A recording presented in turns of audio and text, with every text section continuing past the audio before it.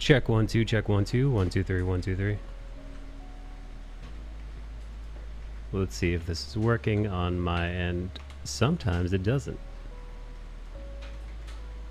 Sometimes it don't work. It annoying like that.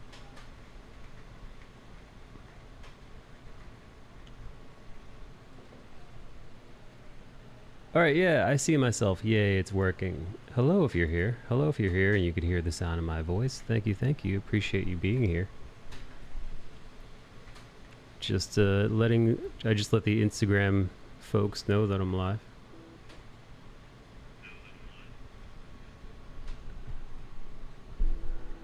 Yay. What's up, Frogy? Or Frog? Yeah, what's up, Frog?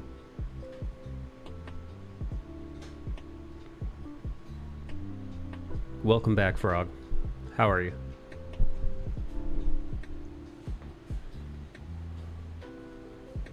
How froggy you feeling? Just vibing. I'm vibing too, I suppose. What's up, Elizabeth? It's so sticky here. It's so sticky. Alexa, what's the humidity? Right now, the humidity is 84%. 84% humidity. Alexa, what's the temperature right now? Right now, it's 76 degrees Fahrenheit. Have a good night. Fuck you. Alright, well at least it's only 76 degrees, but the 84% humidity makes things so much worse. Everything is wet, dude. My pantaloons are damp.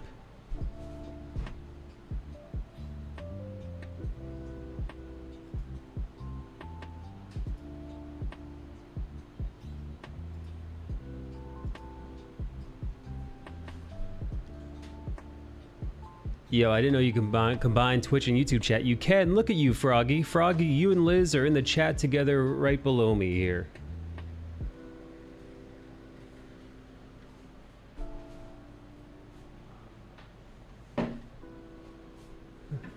Liz, how was your day?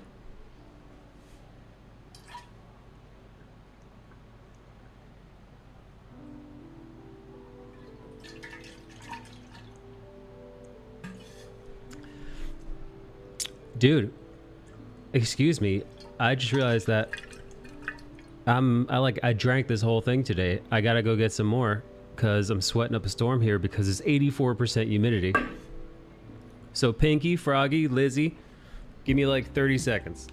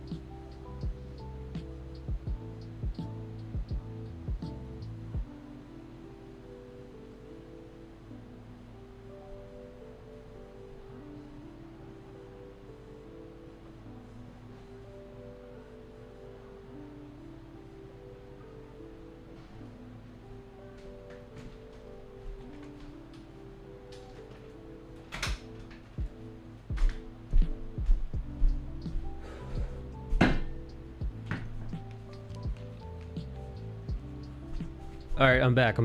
What'd I miss? What did I miss?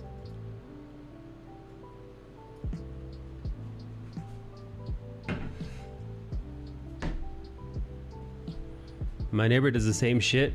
Not bad. I didn't sleep enough. My neighbor was mowing their lawn at 8 a.m. Dude, I slept at like 6 o'clock in the morning or something. Cause I had some work I had to do this morning.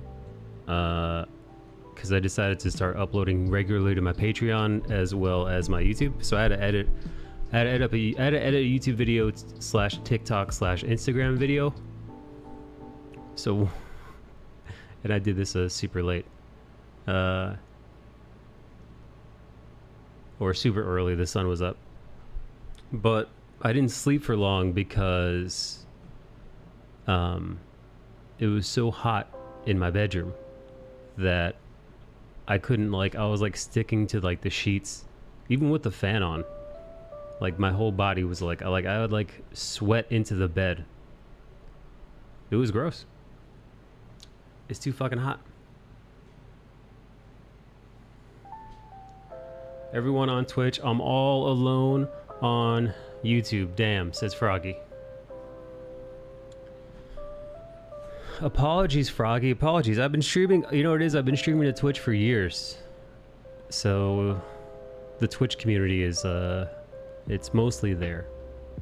And then, you know, we've got some YouTube stragglers around.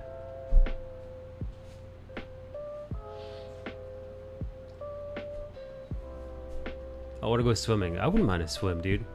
It's very hot. Stretch. Yeah, I'll stretch a little bit.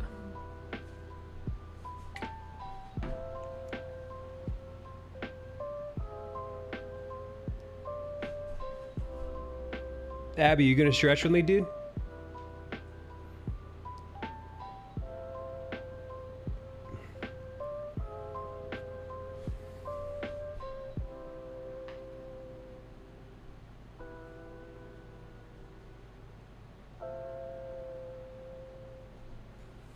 Oof. I can't quite touch my toes anymore. I've lost some flexibility, it would seem. That is a bummer. Caramel stretching? What the fuck is caramel stretching?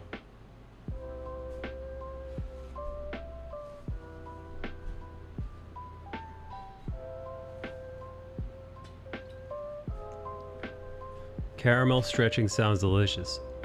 Abby, is it when you're eating caramel while you're stretching?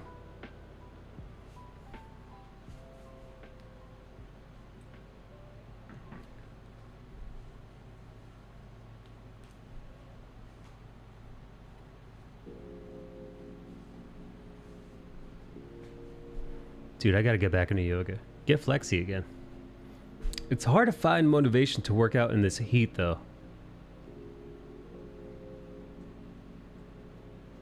Caramel stretching.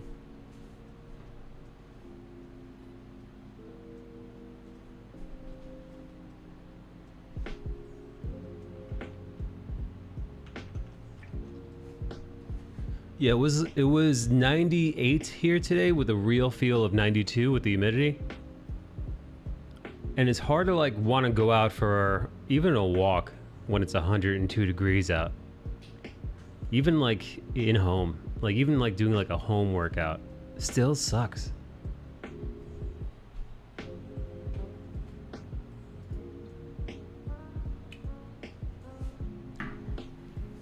I've been working out on the beach while I'm at the beach house.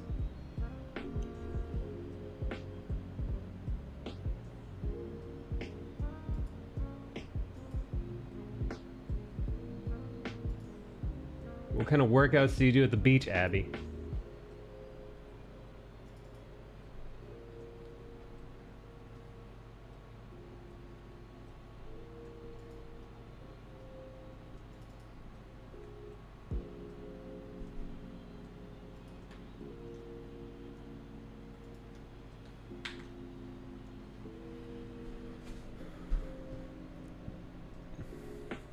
What's up, Frog?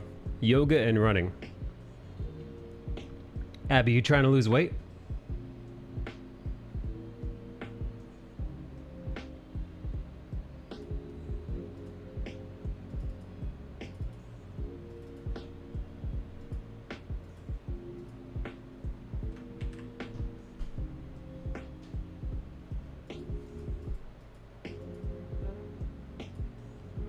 A little, yes, not much. Yeah, I still got like a good 15, 20 to drop maybe. I got a tummy. Abby, I got tummy weight.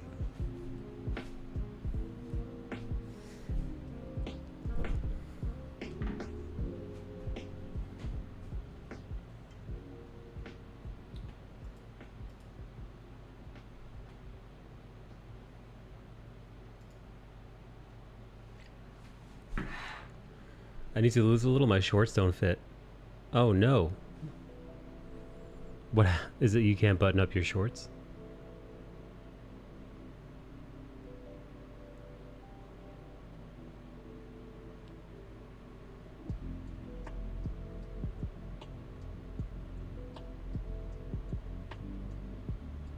Relatable.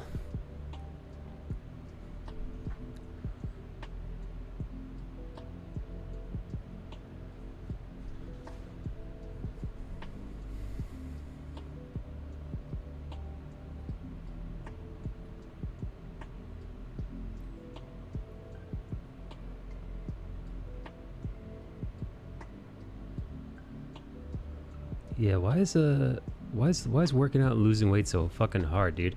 What's up, Lex? How are you, buddy?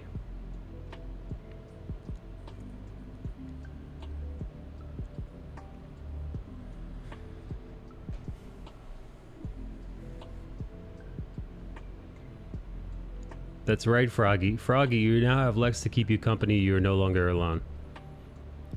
They look like I'm trying to squeeze too much in them. But like I can still button them, but it don't look great. Oh, looks like are you like spilling out of them?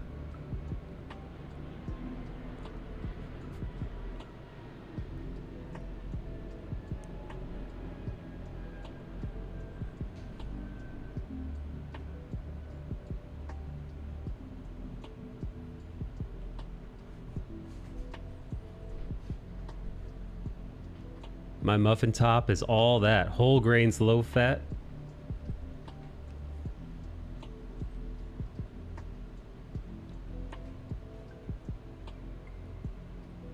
I'm sure there's a pair of jeans around here that I can't even button up.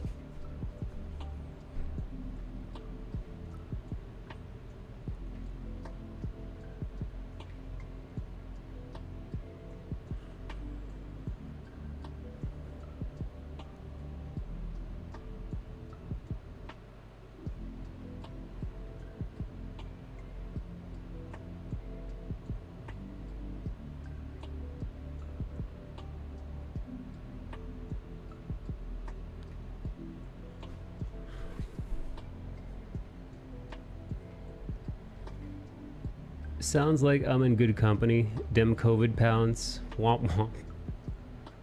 Yo, Lex, you put on some COVID chunk, dude?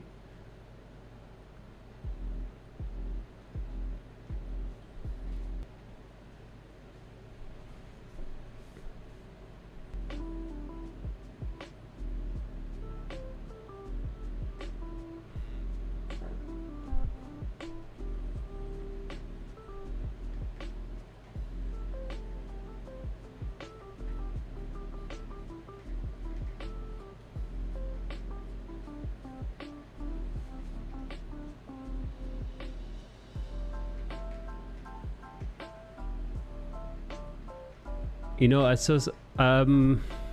there's a meme that I was gonna post that I feel like summarizes my summer expectations versus my summer reality, body-wise. Here, let me find it for you.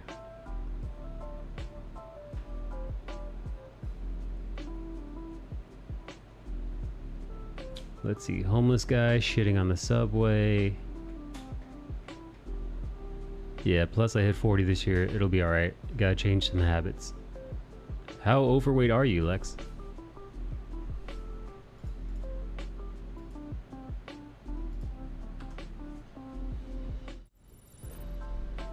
Here we go. I feel like this, that subway one killed... What, the homeless guy shitting in the bucket, dude? That got you? The bowl cut? Yeah, minus the bowl cut and the fucking Modelo, dude. I don't drink Modelo. Welcome to New York City, Liz. You fucking trying to do your job, mopping up the fucking subway, and a fucking homeless guy shitting in your fucking mop bucket. About where you're at. Yeah, man, you know, like, I've been fatter, for sure, and I've definitely been fatter on stream. Matter of fact, Mona the other day was like, you used to be way fatter on stream. You definitely lost some weight. But, like, I'm still, like, half of the way there, you know? So I went from, like, fattest I've ever been to what I weigh now, which is around 200, which used to be the fattest I ever was. You know? Back in the day, when I was in, like, high school and whatnot, I was, like, 160, 170, but I was, like, a twig. Then later on, like 185. It's about my fighting weight. And then I ballooned up last year to like 220. Now I'm hovering around 200. I'm still trying to get to like 185-ish. So I'm still like, got a ways to go, man.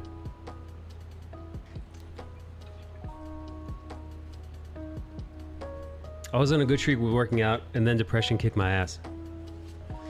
Yeah, I don't have depression. I don't have a... At least you've got, like, a valid mental health excuse. I'm just lazy. Laziness is what I've got. What's up, John Amore?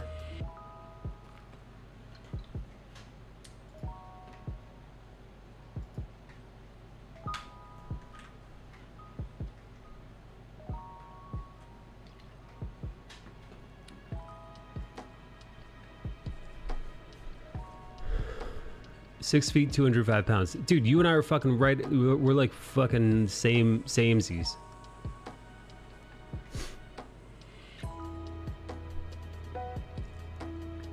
You could be 205 pounds and 6 feet, but if it's muscle, you know? If you're like fucking jacked, I'm not jacked. It's fat.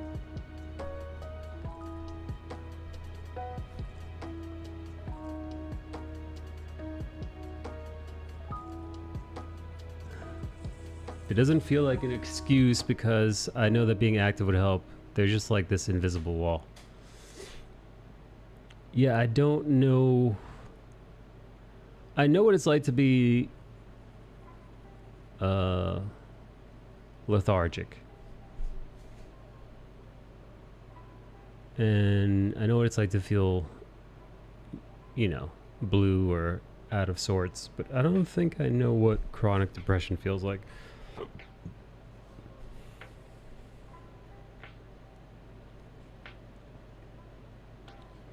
John Moore, how are you, buddy?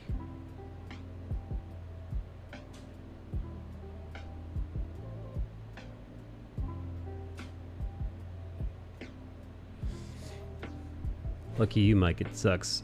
Well, listen, I've got superior genetics.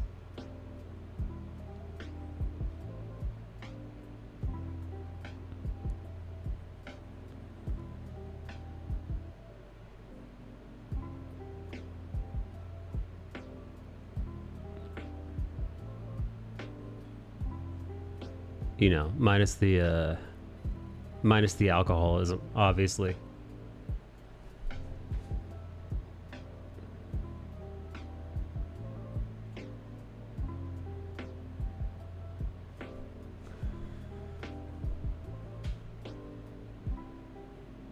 You woke up too late. Too late for what, though, John?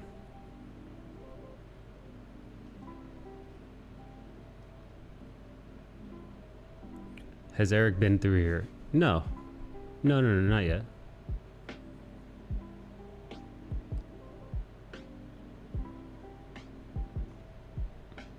Too late for work. Just work through the night, dude.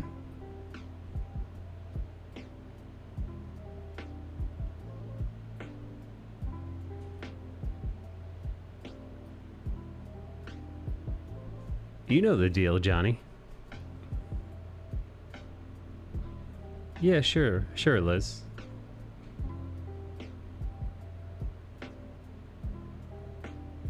We don't have to get into it. I'm sorry about the last question in the previous stream. I couldn't help it. What? Oh, what? Oh, what, the Comicsgate stuff? That was a cool conversation with Bernie Chang.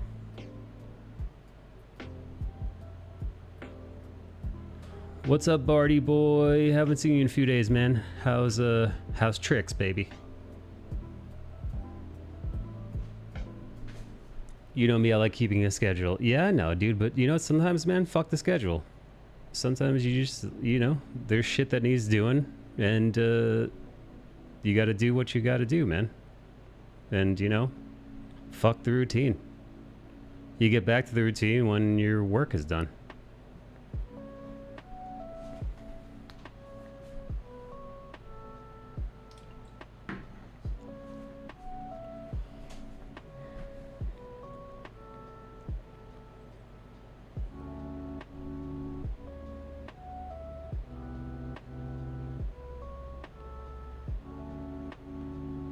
I'm very over their larva bullshit. I don't like babies. Human babies?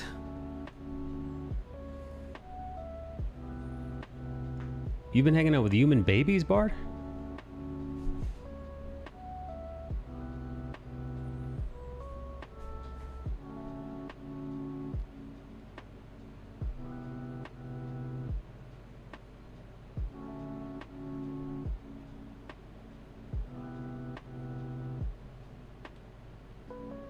I was in the nursery for the past 2 weeks and it sucked. Whoa, dude. Wow, you were hanging out with human babies, man. That's fucking crazy.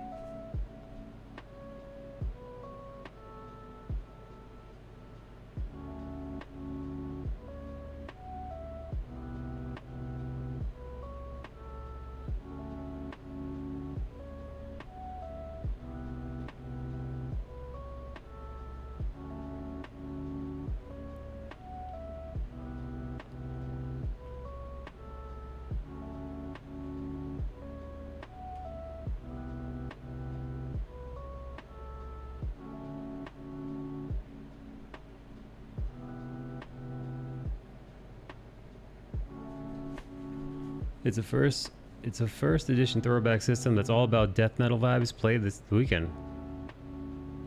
Oh. Mork Borg. You know, John Moore talks about his D&D game sometimes, and I think D&D. You know, there were some fun times to be had during that D&D campaign I had.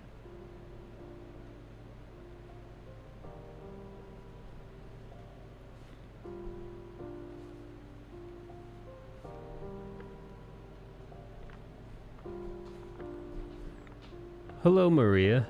Hello, Shish Maria. Hello, welcome. I'm sketching out some thumbnails right now for the next drawing I'm gonna do. Look, the other night I did a study. I saw a random girl wearing an outfit like this, and I thought I would do like a little like fabric study. I think I achieved it. You know? Versus like, you know, the fishnets versus the lacy skirt texture versus the leathery corset thing versus this like weird t-shirty like fabric-y material that she had up top. 'Twas a good study, I thought.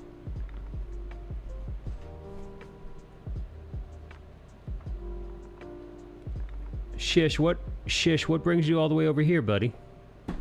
The best part of it, Abby, is the book. The artwork is outrageous.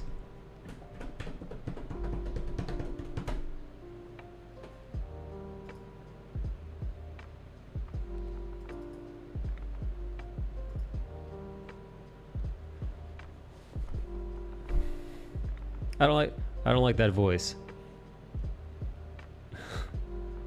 Please don't put that voice on me. That's the voice that I sometimes do when I'm doing people in here. Wow, I just realized I haven't even downloaded Discord onto my PC. Oof. Man, you've got to figure out the settings and all that. Hey, Bard, did you see this one? This one went through a bunch of iterations. Bard. It's got some D&D vibes, I think.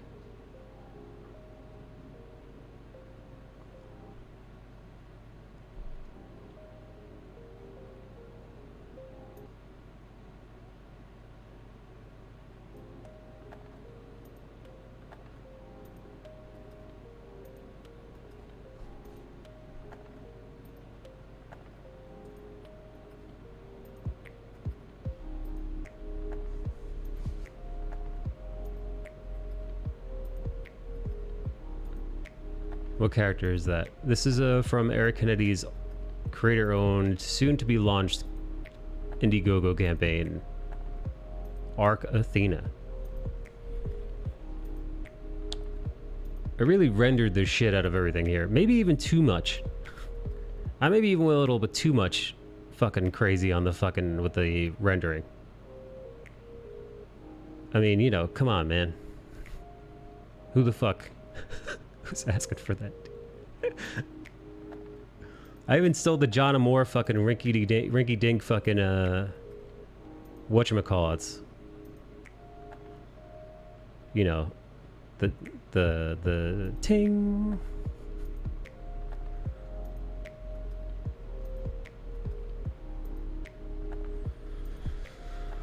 Hey Luca, what's up Luca? What's up Froggy G? What's up Maria? What's up Lexi Bear? Look at my fucking little YouTube crowd. Got a little YouTube gang. Some lens flares. JJ would be proud. Papa JJ. Yeah, that character is a golden iris.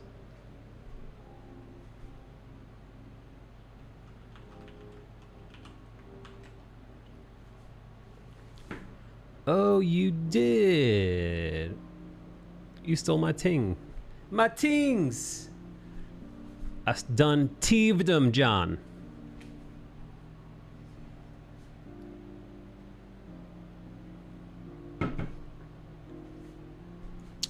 I may have drank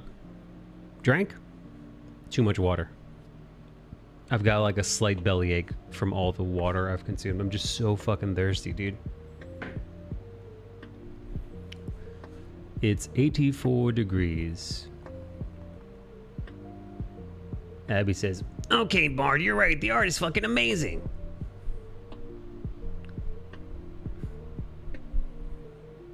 Where's Bale? Get this man some salt. Yeah, no, I mean, we try to tell Bale that like the average American diet is like full of sodium. Like shockingly full of sodium. Dangerously full of sodium.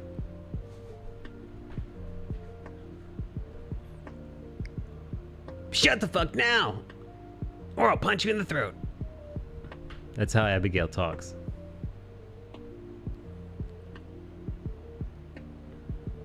Hey, has anybody seen Keith?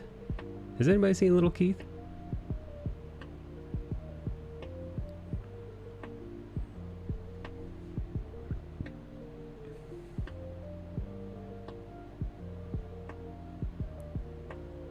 I'm not fond of a lot of salt or sugar. So what do you eat throughout the day, Luca? I heard a nephrologist tell someone straight up, do you just not trust your kidneys? Stop with the damn electrolytes. Wait, how many electrolytes? Wait, can you have an unhealthy amount of electrolytes?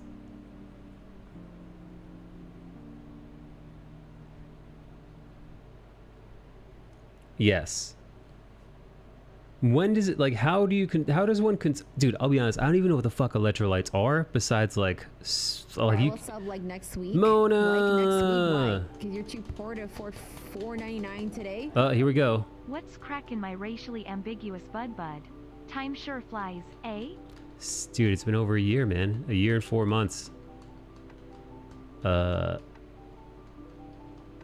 see. I like Shish Maria. I like your little emote there. Thank you, Mona, for 16 months. I appreciate you. Sheesh. All right.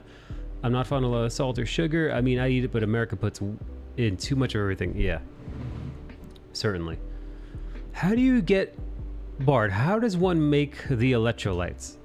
I know it's like a little bit of sodium, a little bit of other things, not just water, and then electrolytes. Like you could make your own electrolyte drink with like lemon water and baking soda? No.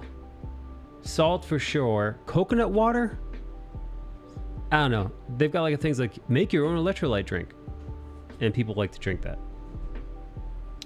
You know, for all of 30 seconds I was sad.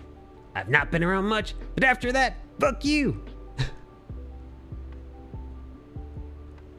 That tracks.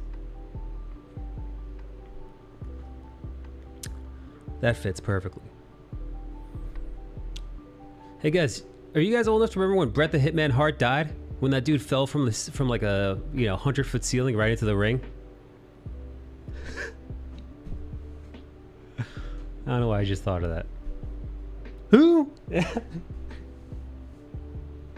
Oh, I'm sorry, Owen Hart. Owen Hart. Apologies, not Brett.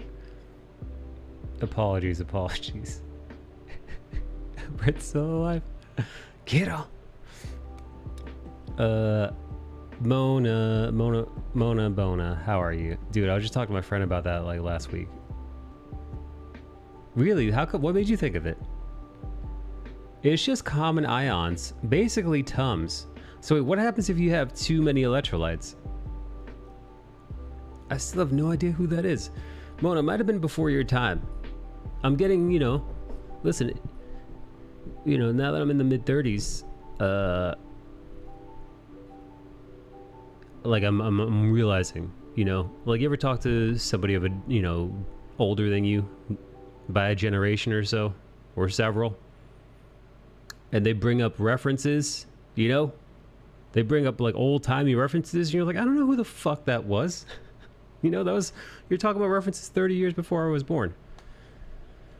We're talking about a VHS copy of a ladder match for the custody of a child that we used to watch all the time as kids. And we were like, do you remember that when that dude fell during the intro and fucking died? Yeah. And they announced his death in the middle of the event. It was like WrestleMania or like fucking Hell in a Cell or like, I don't know, man. Yeah. He, like, the intro to it, he fucking plummeted from the rafters onto the fucking center of the ring, dead. And like midway through, they kept the event going, and then midway through the event, they're like, we got some heartbreaking news. Pfft, brother, heartbreaking. We've got some Owen heartbreaking news. He's dead. Let the show go on. Your kidney's going to stress. Oh. Stu Hart used to run the Canadian promotion Montreal that sold to WWE. His sons are relatives used to wrestle and we're all pretty good. There, shh, Maria. All is well. Just enjoy the art. Yeah, wait. Hey, little Maria, how'd you find this place again?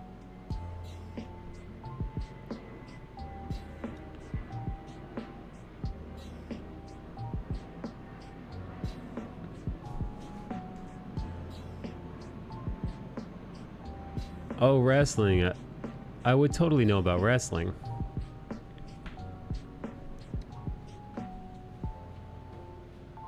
Hey, did anybody see the most recent episode of Rick and Morty? Episode 3?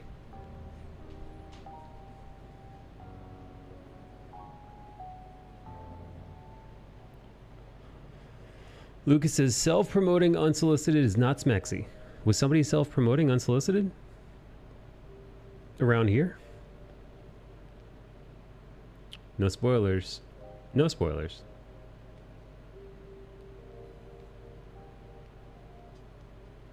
It was good. I enjoyed it.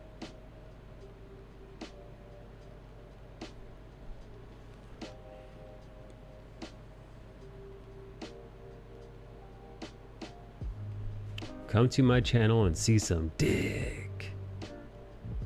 Come to my Discord channel, see some cock.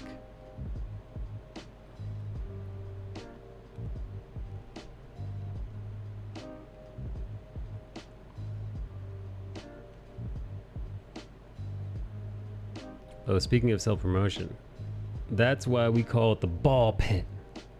Abby, I have a D&D stream. Oh yeah, John does have a D&D stream. It's John and a bunch of dudes though. I don't believe there are any... Momo, I don't believe that John has any fine bitches in his gang. Momo, nothing but misogyny.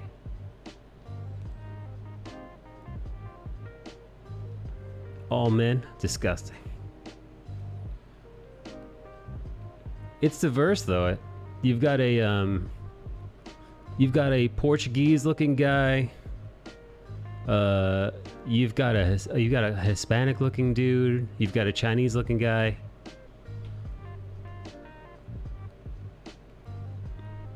I could have joined, but John hates Turks.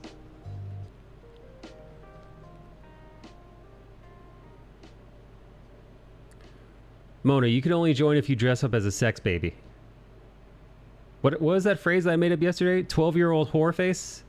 That's what you got to do.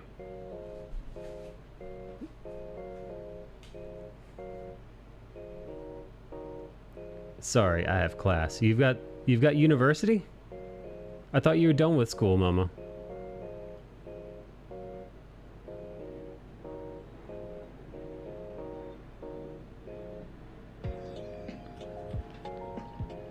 What the fuck? Say what? Says Luca. Luca, hear me out. Do you know those girls on like any social media platform, TikTok, Instagram, fucking this Twitch platform, even I guess there must be on YouTube.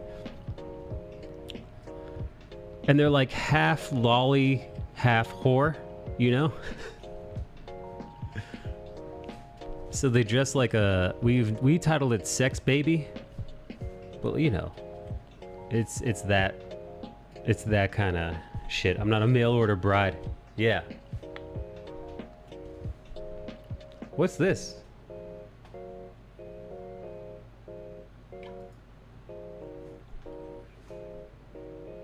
Behold the NYPD's brand new game truck coming soon to a block near you. Game truck?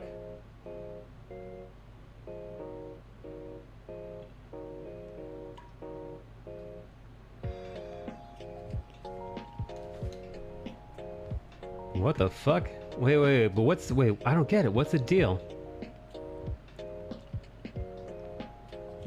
Game truck?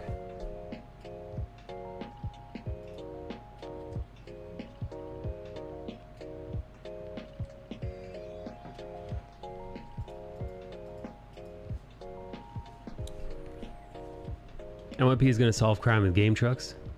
Mona, I was looking at Twitch chat. I don't remember any Mo's. Oh, the propagating of the child pornography industry / human trafficking. Is that what the NYPD is doing?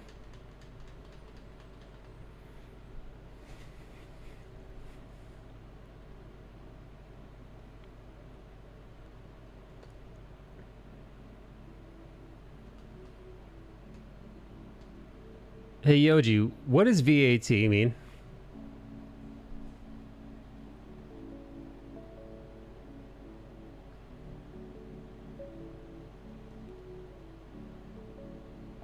Value added tax. Oh, shit.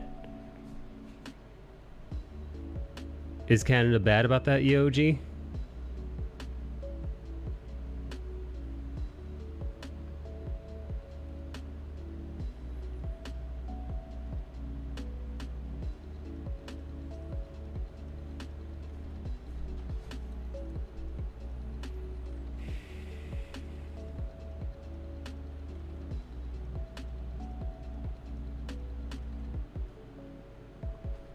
It's different from province to province, says Mo Bags.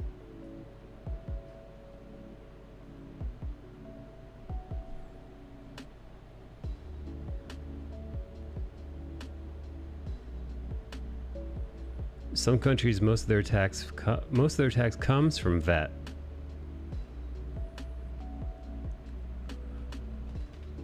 True, but it don't make it okay.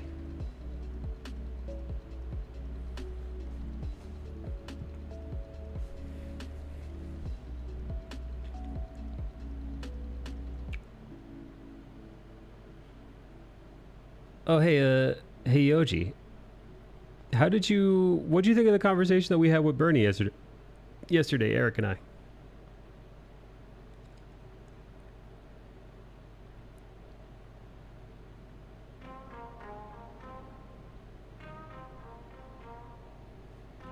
I think the convo was mature. Me too. It was nice hearing an alternative point of view that was reasonable. Each willing to talk about opposing views. I think Bernie made some good points, man. You know, even if you can see that the industry is in bad shape, even with that concession, to blame the entire failing of the industry on something as simple as diversity and inclusion, it's myopic.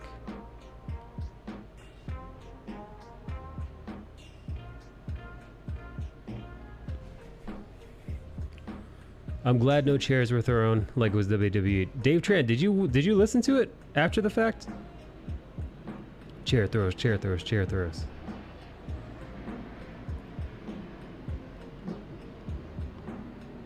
More like Dave was disappointed chairs weren't thrown.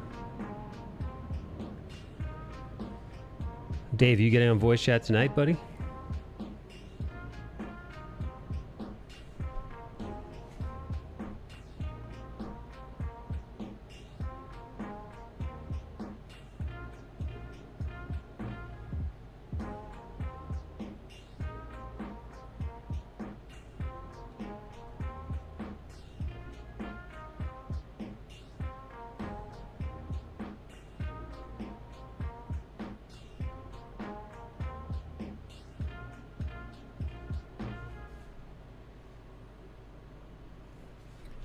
I'm on my bike and I gotta help my brother-in-law with some design stuff.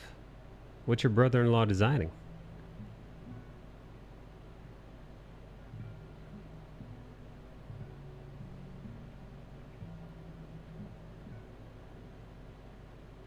Bang, bang, you're the best. A follow? Cryonic cyborg.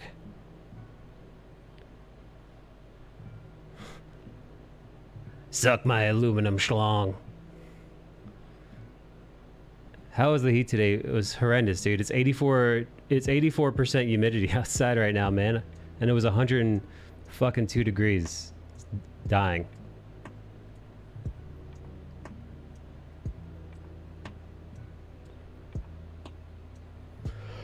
What's up, Canadian? I did not sleep well, man. Because of the heat. Just had me fucking sticking to the bed.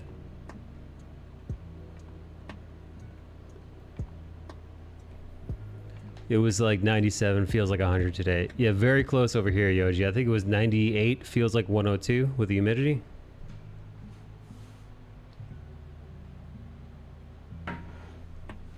Damn, I need me some electrolytes.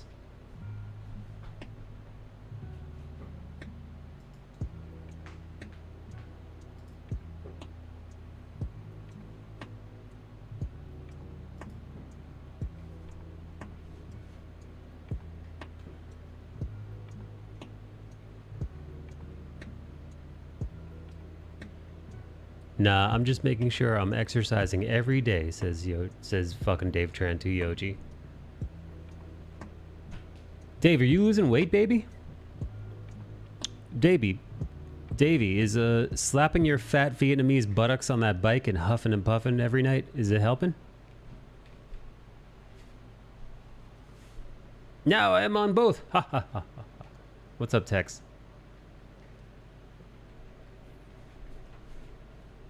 Yeah, babe, losing lots. How much do you weigh now, Dave Tran? This be Luca. Welcome to Twitch, Luca. And Bang, bang, you're the best. thank you for the follow. Welcome, welcome to Twitch. If you're not familiar with the channel, welcome, welcome. And welcome to the YouTube. If you're a first timer watching the old YT. You know, progressive types, they abbreviate white people to YT people, like this. YT. And whenever I see it on social media, it always makes me think YouTube.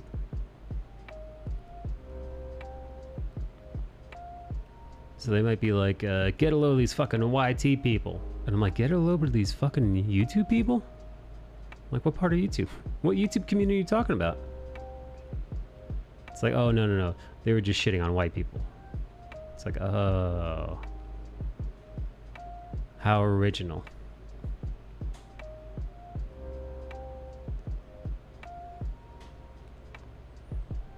Are you a pro? Define pro, and I'll let you know if I fit that definition. Hello, gang. What's up, Frankie? I'm getting to goal weight again. 2020 was a bad year. Stacked on a ton of weight. Dave is down to 300 pounds. I miss me muscles. I was the opposite. I'm a twig now. Oh, you lost a bunch of weight? Yeah, dude. Some people during the pandemic got real thin. They got like sick thin. You know, they got like hospital thin. But still, dude, I think I'd take hospital tin. Hospital tin.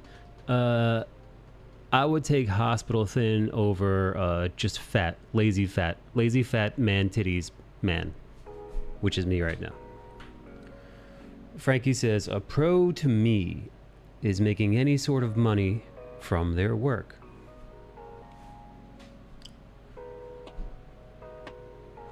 Yo, that's me you're talking about. Making art is your primary income source. Yes, I would say that. But you know, it's not one thing. So it's a combination of commission work, Twitch subscriptions, Patreon subscriptions, the occasional freelance gig, that kind of stuff. You know, I sell a print, I sell a t-shirt, or whatever kind of merch, that stuff.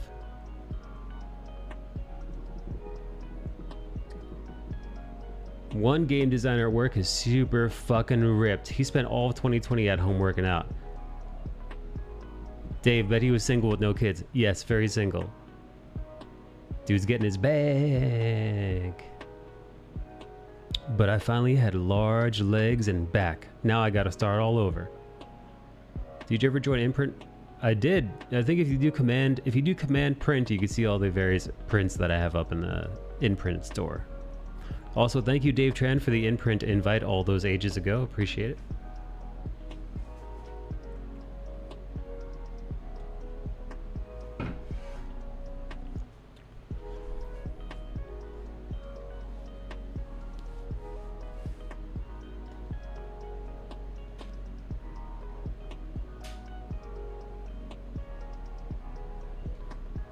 What are you drawing like? I'm drawing a super heroine, and I don't know if I want it arms on the hips, like triumphant pose while floating in air. I don't know if I want a more of an action or like pre-action-y kind of shot, or I don't know if I want a sad sitting on air shot. So I'm debating, right? Because each one of these poses carries a different kind of weight to it. Honestly, I'm leaning towards this sad one once I figure out the anatomy of it.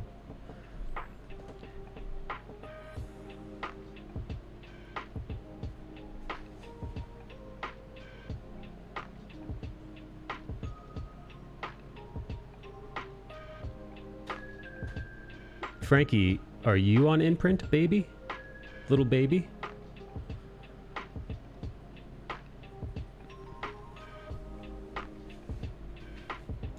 I like your face, it is aesthetically pleasing. Thanks, Cyborg. That's very nice of you to say. Much appreciated, sir. Or ma'am. Or Zem.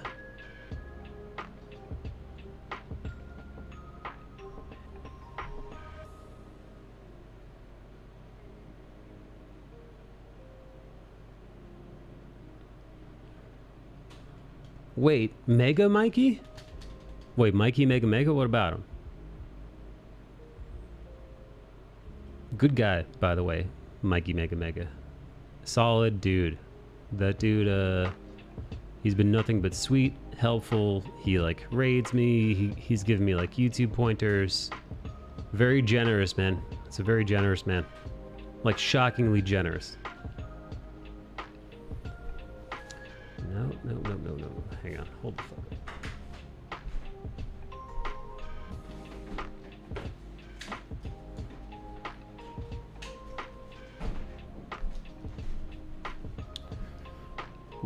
Why is Dave going to design a menu? Does his brother-in-law not know he's not that type of designer? I get free pho and baguettes at his restaurant. Oh, nice.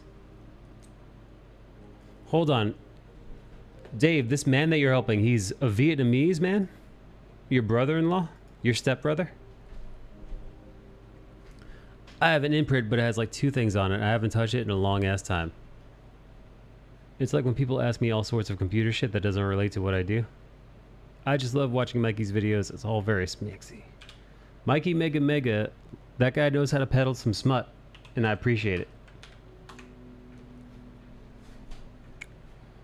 Maybe it's... Oh, you know what? I think it's Command Prince. Yep, he's a Vietnamese man. Can you believe Dave Tran is cavorting with Vietnamese?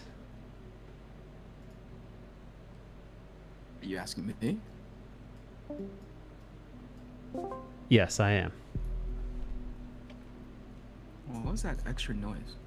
I tossed us in the podcast room. This way nobody can just hop in. Ooh, tell him. Yeah, this room is locked down to just like a handful of people. Like just moderators. Gotcha. See, John won't be able to join us tonight. John has permissions to hop in. I'm just saying he's not going to be able to. As much grief as we gave him yesterday, he's not doing it. Oh, I don't know. John, are you going to join us in voice chat tonight, buddy? He's saying no, baby. He said he's got people over. Oh, really? Oh, was that... Were you guys talking about that in the sled gang? Mm-hmm. I did not know that. I didn't know... Dude, I know John was the type... I didn't know John was the type to have company over. It's not really company, it's slaves. It's his house cleaners. Ah, house slaves.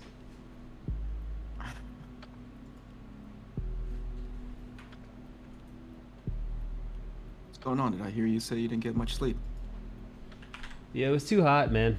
I was just tossing and turning, and like the heat just kept me from getting comfortable enough to sleep. It just felt very uncomfortable the whole night.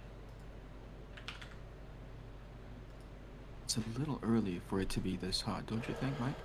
We're not even in August. Well, we are in July, aren't we, technically, right? But we're not even in August yet. Yeah. Yeah, no. If this is any indicator, it's how August is going to be. It's going to be rough. When did the wildfires start happening over there? When things were burning down, I think it was around September.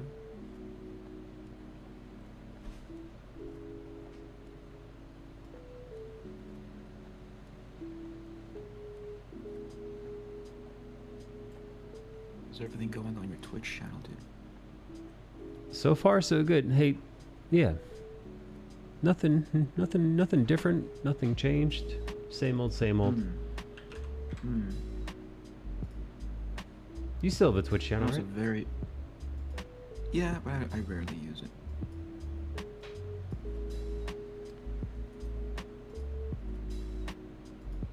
was a very vigorous conversation with Bernie last night. I loved it. I was very pleased. I was pleased with the way that conversation went. It was nice. It was nice talking to somebody without, you know, pleasantly. Yeah. No excess drama, just people talking. Exactly. Do you have a standing desk? I do. This desk is like a good 4 feet up off the ground. Maybe a little more. 4 over my head. 3'9".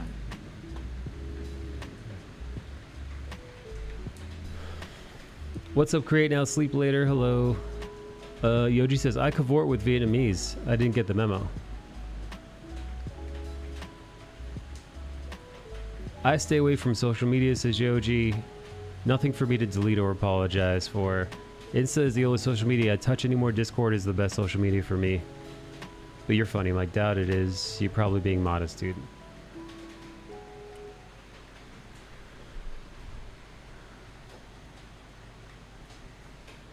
Thanks, Tex. Eric, you ready for stream tonight? Yeah, I was kind of digging around to see what we'd end up talking about. You have ideas?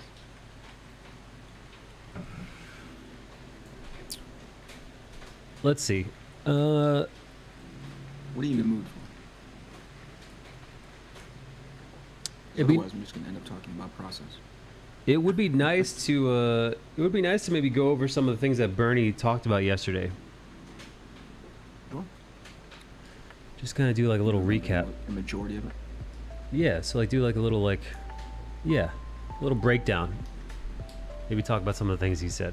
Some of the alternative points that he made about the industry.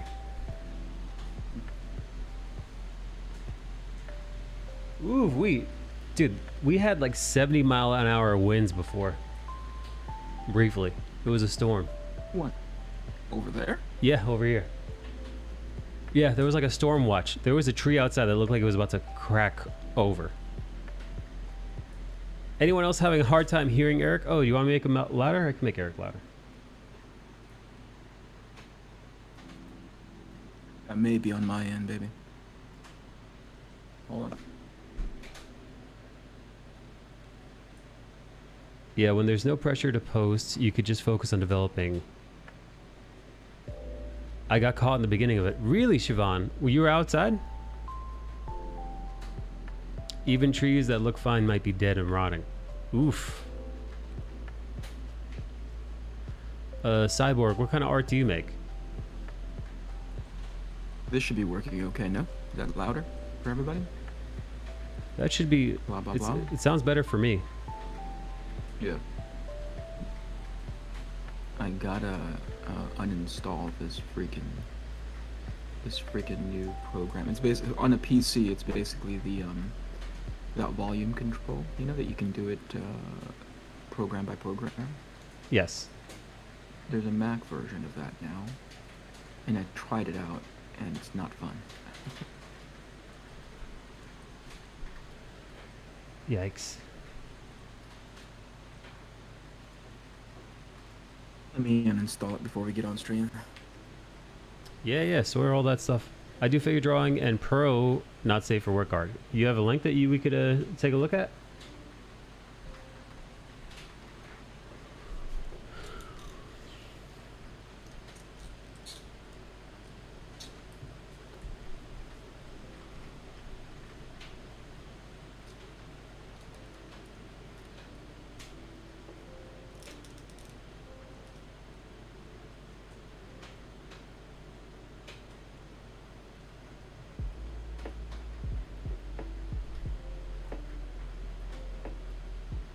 I do, but I won't give it.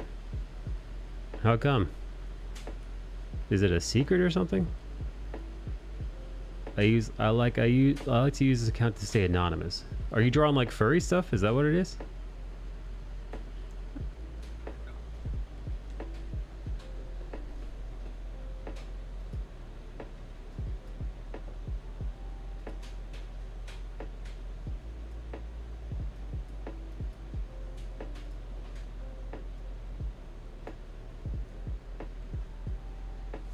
Is your not safe for work paid content?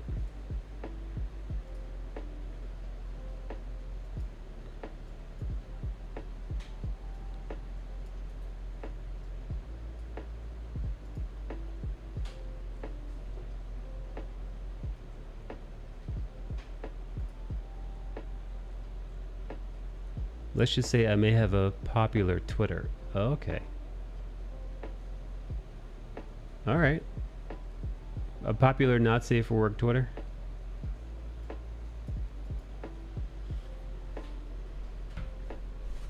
What kind of not safe for work stuff do you draw though?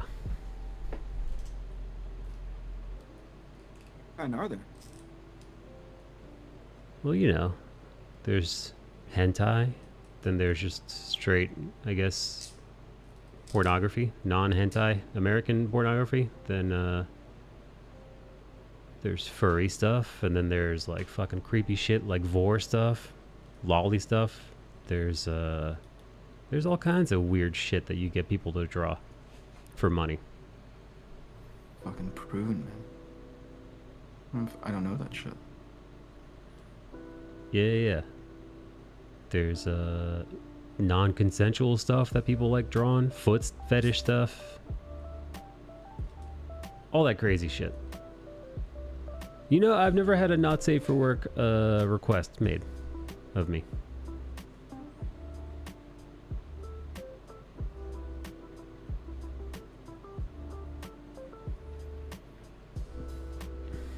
Similar to the style of in case.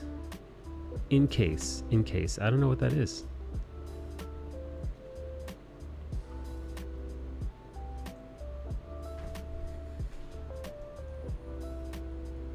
Did you get the link to upload your video? Yes. Yeah, I gotta do that. Okay. I'll just do that after this. Yeah. I just haven't been to, I sat down. I got that email, last night, this morning, and then I didn't sit down at the computer till it was stream time.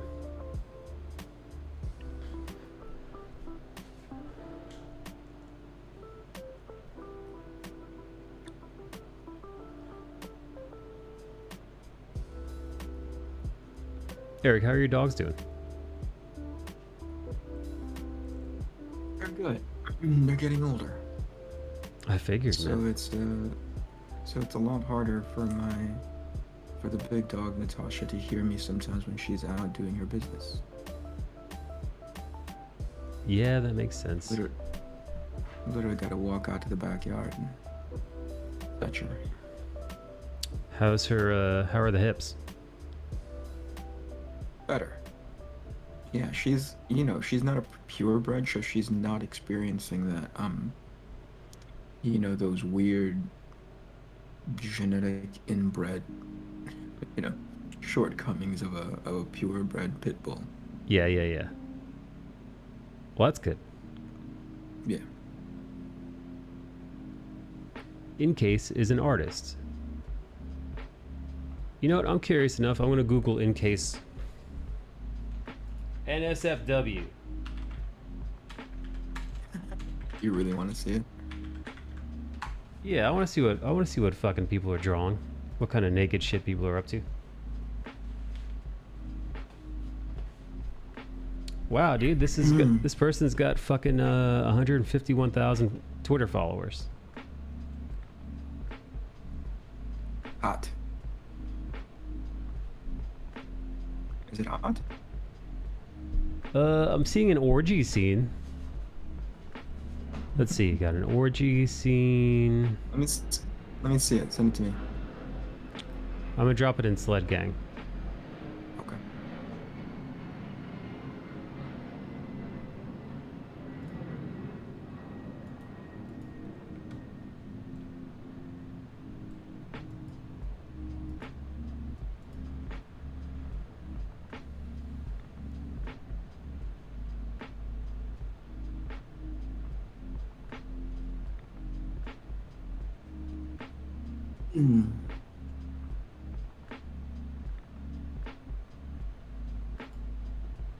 Here we go.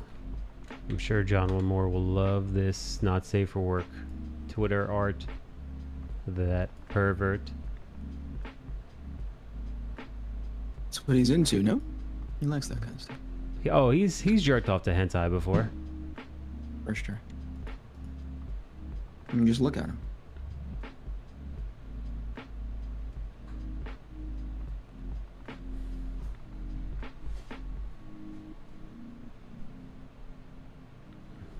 At no point in the time that I've met Jean Amour have I ever looked at him and not think to myself, that guy jacks off to hentai. Agreed. He just got one of those hentai faces. He's got a hentai face, that's right. That's how I would describe it too. That's how the police describe it. Oh wow, there's full goblin penetration going on in this comic. Full goblin penetration. She's got blue pubes and everything. Goblin pubes. She also has rather long nipples. Like, oh, look, oh, there's, oh, is that gay stuff? Is that tranny stuff? You say it like that. Hard to tell. There's something like that brewing on here. Oh, chicks with dicks. That's what that is. Okay. All right, so there's some of that on here. Look, there's something for everybody here. You like Okay. chicks with dicks? You like goblins with blue pubes?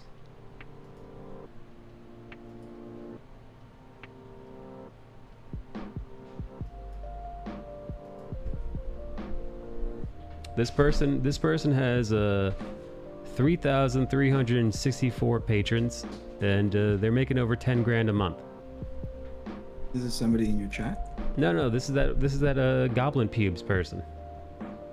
In case. Goblins pubes. This is the best pussy I've ever tasted.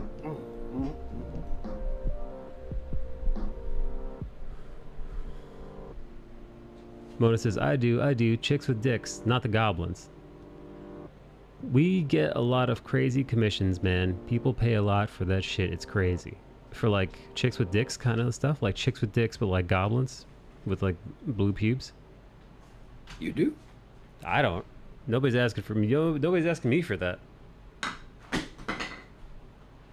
You know, I don't think I've drawn a vagina before, but I don't think I've ever drawn a realistic cock on anybody.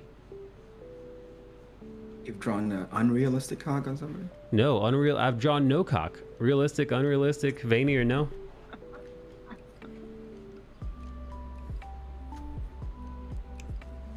I wonder, Eric, is that hard to do? Is it hard to add a cock to the drawing? If you're out of practice, maybe. I remember doing it for Danzig a long time ago.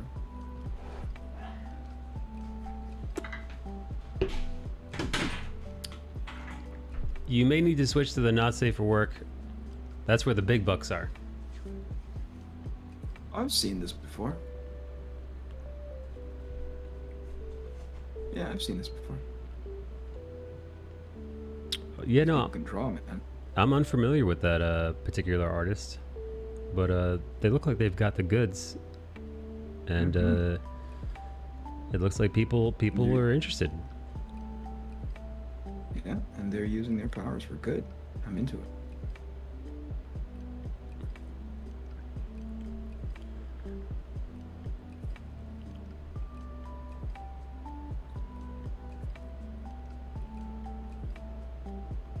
Yeah, like the sexiest thing I'll draw is I'll draw a titty here and there, you know?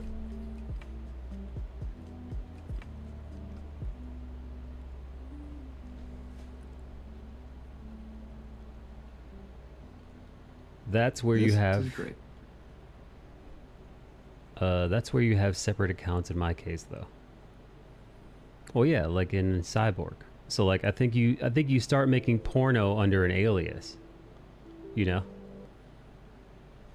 How come? Right? So you could get like mainstream work. So you know, you're not known as just the porno guy.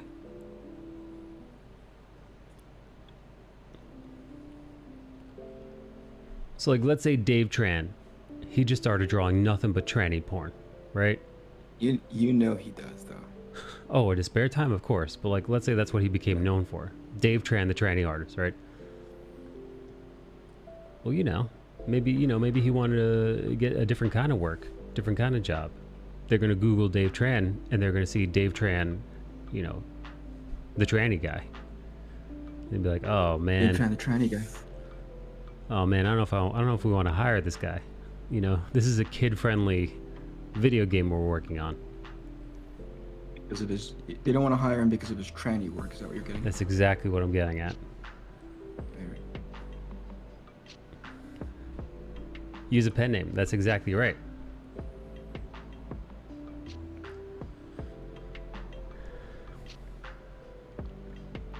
Mine is Dave Amore. All right, well then mine is Eric Dave Amore. Just keep adding everybody first names.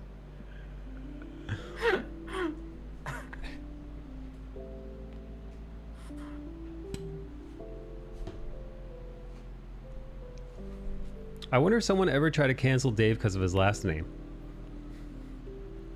Because of trend? Yeah, well, no. What ends up happening is, you know, when Dave Tran goes out for interviews, they just assume that he's got tits and a cock, and they're very disappointed when he doesn't have either.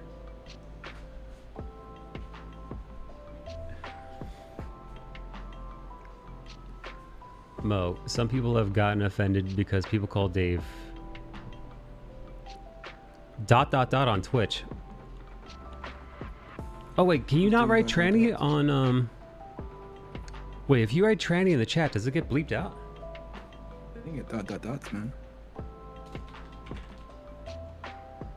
Oh my god, dude! I just wrote tranny in the thing and it got dotted out. Yep. Wow, fucking Twitch, dude.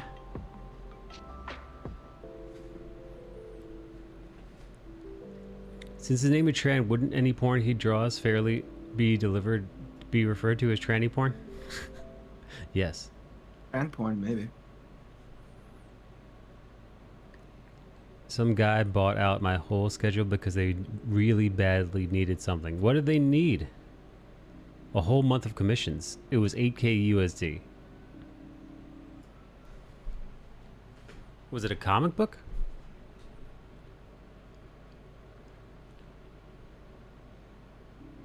Yeah, last night's conversation with Bernie, I can barely remember any of it right now.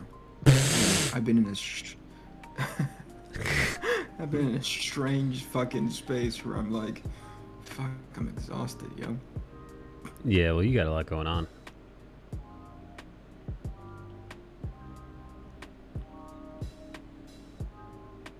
Well, I remember some things. I'll leave it to you.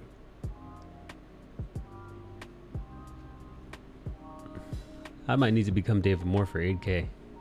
Dave Amore. So how Have come? You ever heard of that? How come? Oh no, sorry. Have I ever heard of what now? Have you ever heard of a book called Save the Cat? Yeah, dude. That book single-handedly ruined the writing in Hollywood, I believe. Is it true? That's what some writers say. They're like, well, this is the book because, you know, the book came out in like 2008 or whatever, and then everybody considered it the Bible, and then it became the go-to text for, you know, screenwriters, and it seems like that formula is the one that's most prevalent to this day. And people are pointing at it and using it to say, what are they saying about it? It's not the right way to go, or it's made movies like formulaic. Yeah, cookie cutter. Got it. Yeah. I can see why that. I can see a version of that argument. I can't really go into details. These are private commissions. But yeah, they wanted a couple panels. Boo, I want details. Is Hermie a term people use? Hermie. What? What is it? Yeah, like the way that movie, Hermie Fully Loaded, about the car that can do all that crazy shit. I think that's Herbie, but okay. I'll drive down the street with you. No, I'm fucking around, dude. It is herpy, dude. It is herpes? Did you just say it's herpes? Herpes Fully Loaded, dude. It's herpes fully loaded with Lindsay Lohan.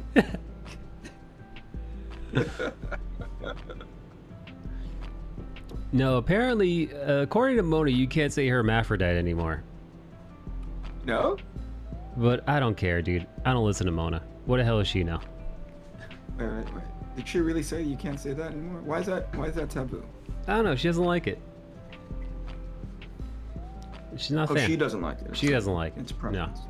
No. Okay.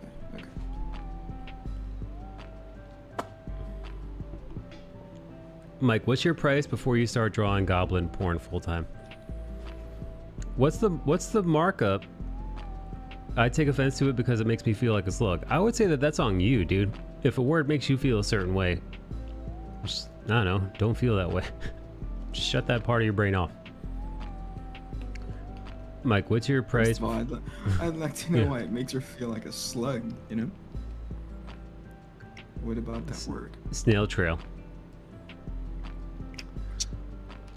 What's the She said markup? slug, and you're like snake. Yeah.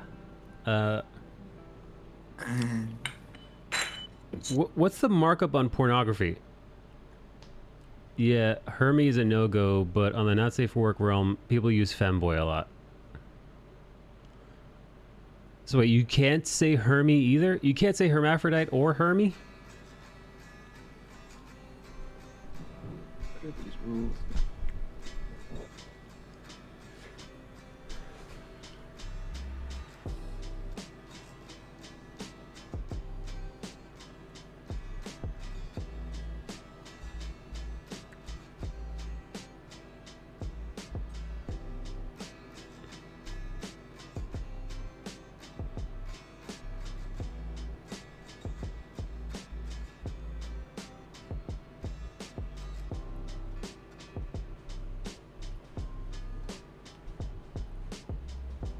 Is hybrid okay? You asking or are you reading? Reading. Not unless you live in the 1800s. I know, like, you can't say, you know... Alright, so you're saying it's the word like, it's a word like mongoloid? You can't call people mongoloids anymore. Like, people, that's, you know, or at least people with, like... People with, like, mental disabilities. Like, that's a no-no, I think.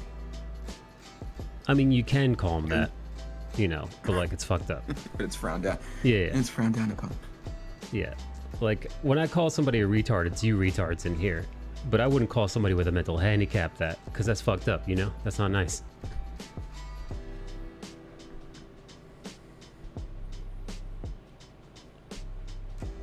Femboy does not equal intersex, though. Yeah, hermaphrodite is usually what equals intersex. I think to most people. What about a fembot, says Yoji.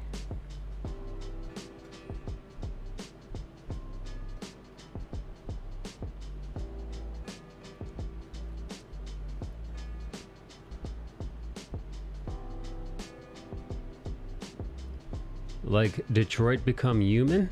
I didn't play that video game. So is intersex the only good term? Listen, Evo, you know how language works, man. There's a term that everybody uses until they all deem that term offensive and then they stop using it and then they move on to the next one, and that's just how it works.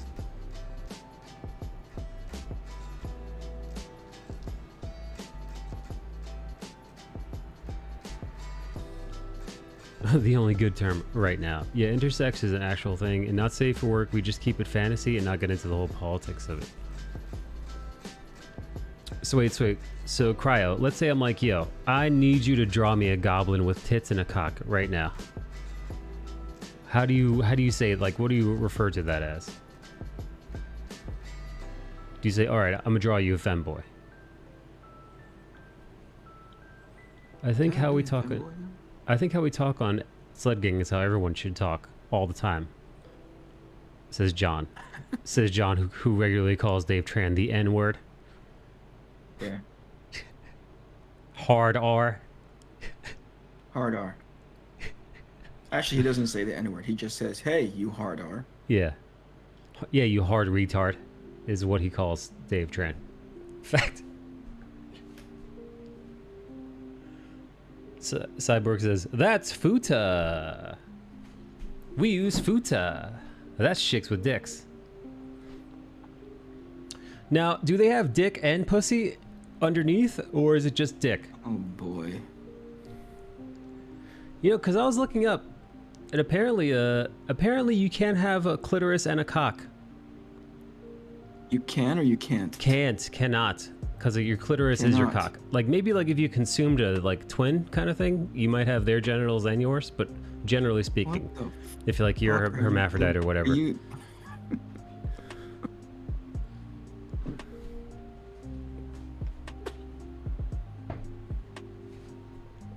Isn't that fucking crazy? It is. Listen, I'm gonna charge these headphones before I start explaining, so. Excuses.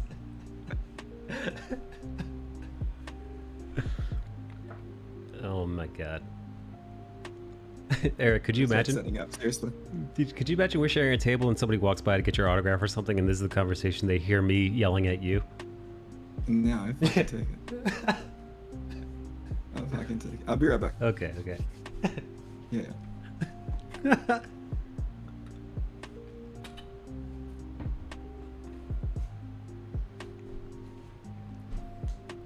Eric's like a board abort. What is Yoji writing? Yeah, so some request both, but usually it's just a cock. Wow, how do you place, where do you place the vagina on? Do you place the vagina right underneath the cock? Like, so like if you were to lift up the cock, it'd be like, surprise, surprise. You know? Like, ta-da. There's a pussy under this cock. Do you include balls too? Or is it just cock and pussy? Generally speaking, you either have one or the other. Sometimes you have something that's in between.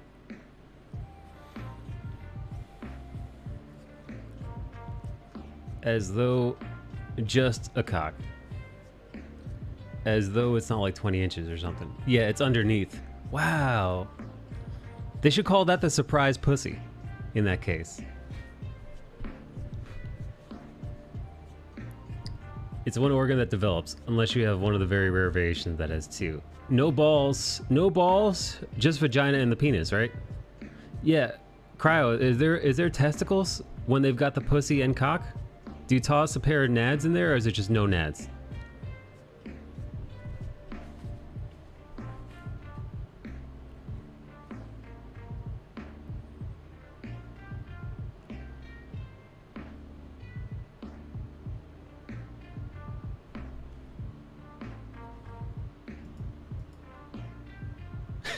John Moore.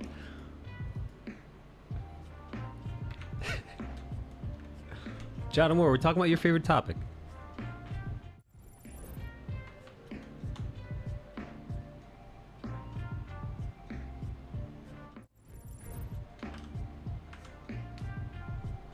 Alright, I'm out. I ain't strong enough for the rest of the spiel.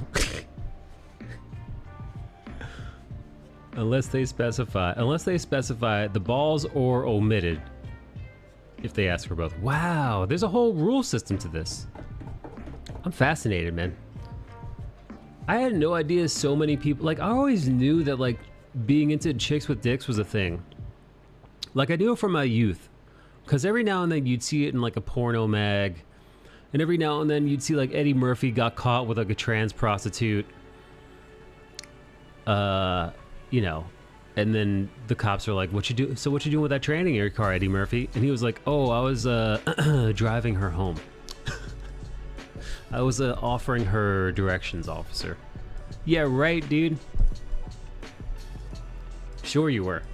He was just giving her a ride. Right. But like, that's what I mean, dude. Like, Eddie Murphy, straight dude, loves banging trannies. So it's like, he's humanitarian. Yeah, I'm sure he is.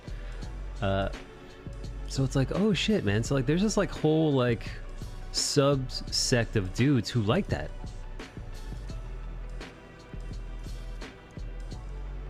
I've seen thumbnails, you know, you scroll through the trending porno tab sometimes and you see some surprise stuff. And yeah, I've seen a tranny getting plowed before. And I've seen trannies banging too. You know, so it's a chick with a dick and she's like banging some regular woman. And you're like, and I've often thought to myself, like, I've jerked off to lesbians doing that, you know? I've jerked off to two girls fucking, like scissoring and like eating each other out and like fucking to the other one with a strap on. Like, I've definitely jerked off to that stuff before. You know, pretty fucking sexy, I think, watching two ladies have at each other. But like, when you think about it, it's like, if it's a tranny banging a regular broad, and she's got a, you know, it's almost like she's got like a, you know, instead of a strap on, she just has the real deal. She's got the organic strap on. As Eric leaves. So like, that's not too bad, right? But I've never been able to bring myself to watch it. Just it's too weird for me, man. I'm too vanilla. Oh, it's huge, man. It's become a thing where it's more common to have futa than non-futa.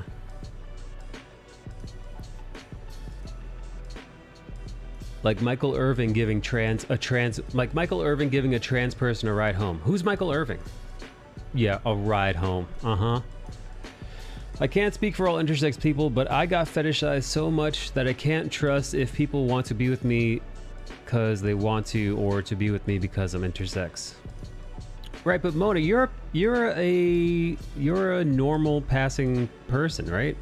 Minus like your pussy scars.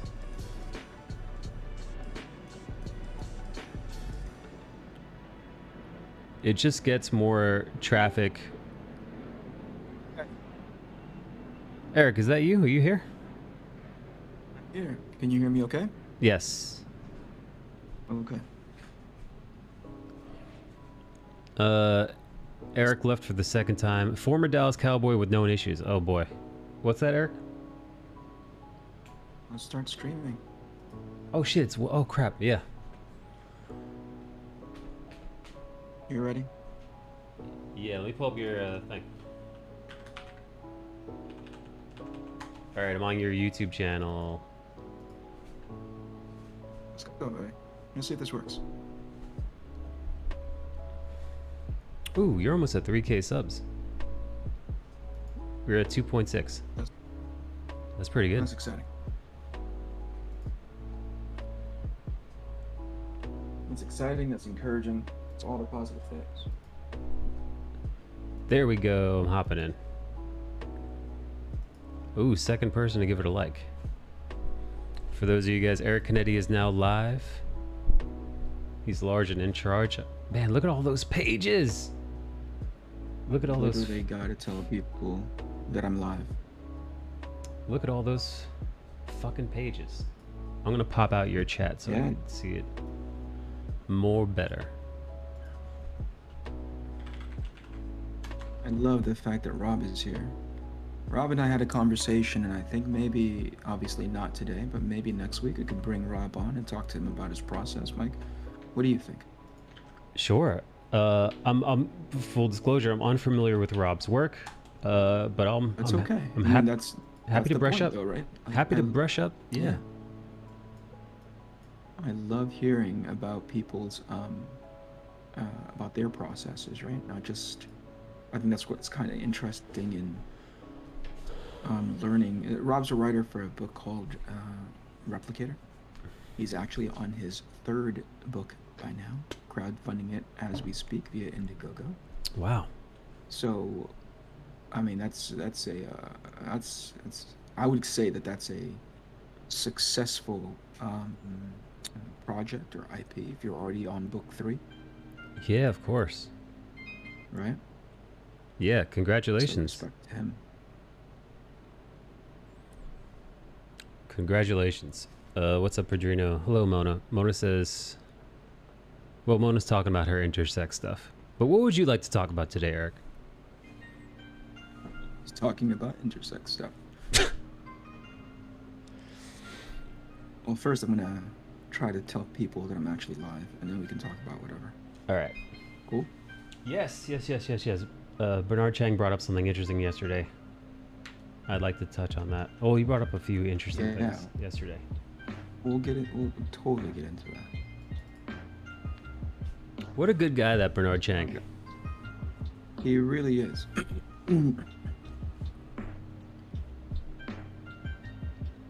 You know what? I respect him for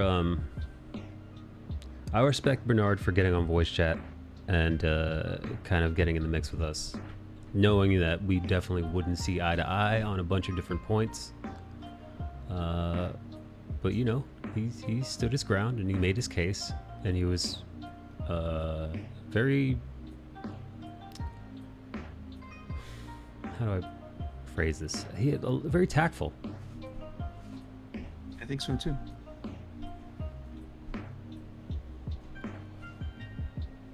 There we go. Alright, that should be enough of that. All right, where'd you broadcast the alert to? I went to Instagram, which then hooks up to my Facebook, and then I went to the other one, the Twitter. And everything feels gross when you talk social media. You know what I mean? Yeah, it's a necessary evil. I saw you posting yesterday like crazy, or the day before. Just doing a burst fire. Getting some traction on some of your posts too. Yeah, I mean, like, you know, it's I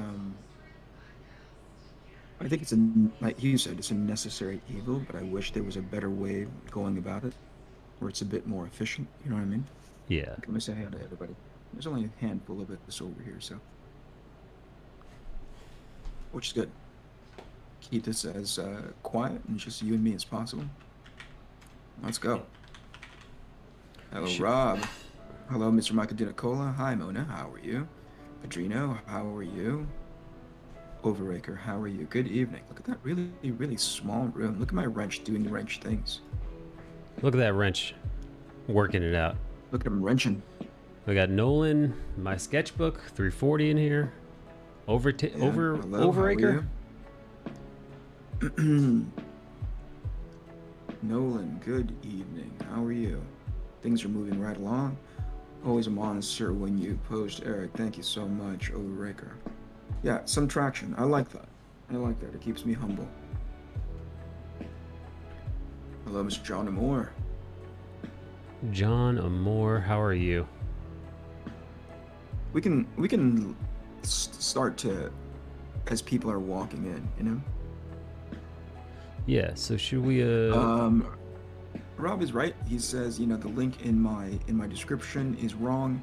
It should be Arc Athena info. Rob, if somebody goes to the website, the .com, the pop-up will come up anyway, so it'll take them right into that info page either way. But I think you're right. We could be more deliberate about making sure that it takes them directly to that thing that you're linking to. Right to. For the sign up. Appreciate that. By the way, congratulations on 40K, Rob. That's an amazing. What do you call it? That's amazing. What would you say? Achievement, accomplishment. That's the word I'm looking for. Yeah, for sure. Amazing achievement.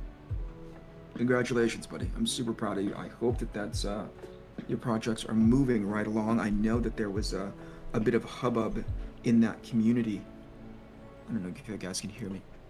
I know that there was a bit of hubbub in that community in regards to people who have yet to fulfill already starting brand new projects. That was a bit frowned down upon, so to speak. Oh, is it?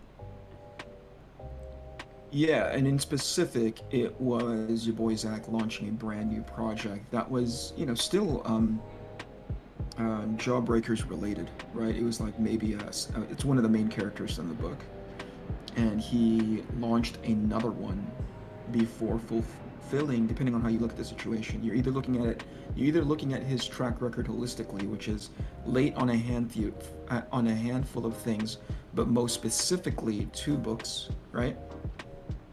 Or you look at it specifically, in which case you say there's 2 books that have been late, one of which has been a year plus late, a year late. And that's and Expendables? Is that the one? Expendables, yeah.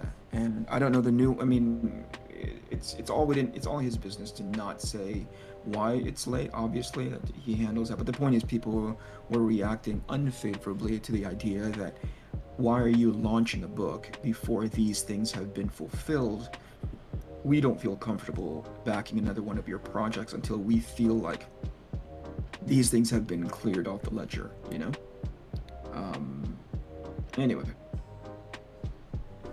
that's his business, you know? I'm not from my perspective, that's one of the reasons why I'm so incredibly paranoid about launching anything until I'm close to, if not 100% close to done, I am right around the corner of finishing, you know?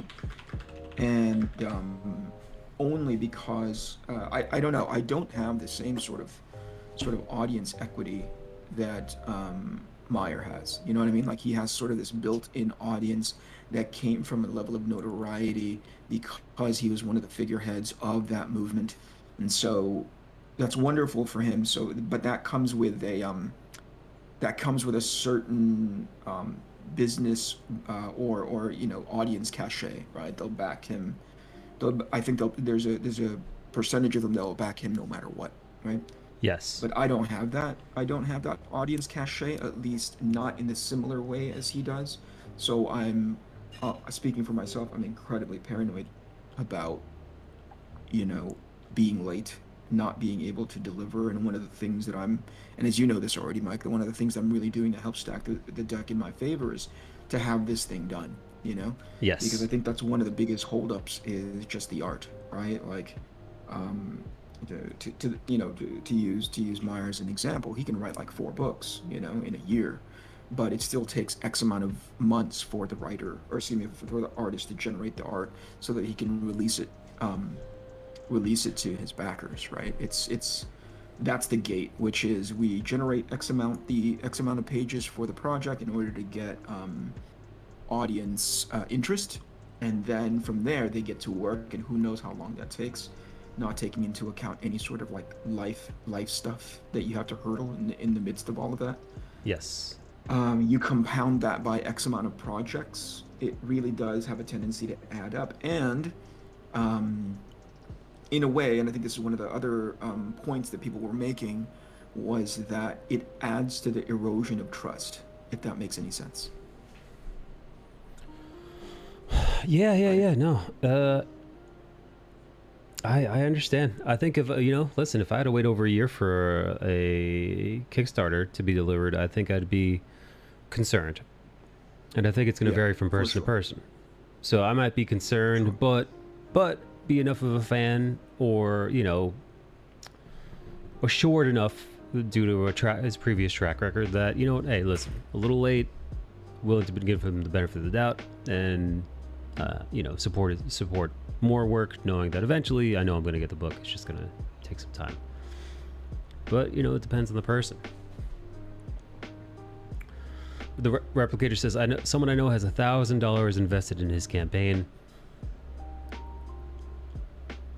Rob says we got Keone and Pitt yesterday, so we are happy. I'm going to assume that by we it means the audience, the Comicsgate audience, who are excited about the idea that Dale Keone is being published by All Caps, which is Ethan Van Sciver's company. I'm excited for them. I'm excited. I mean, I'm a Dale Keone fan. I'm a fan of his art, so I'm glad that we are going to get more Dale Keone comics.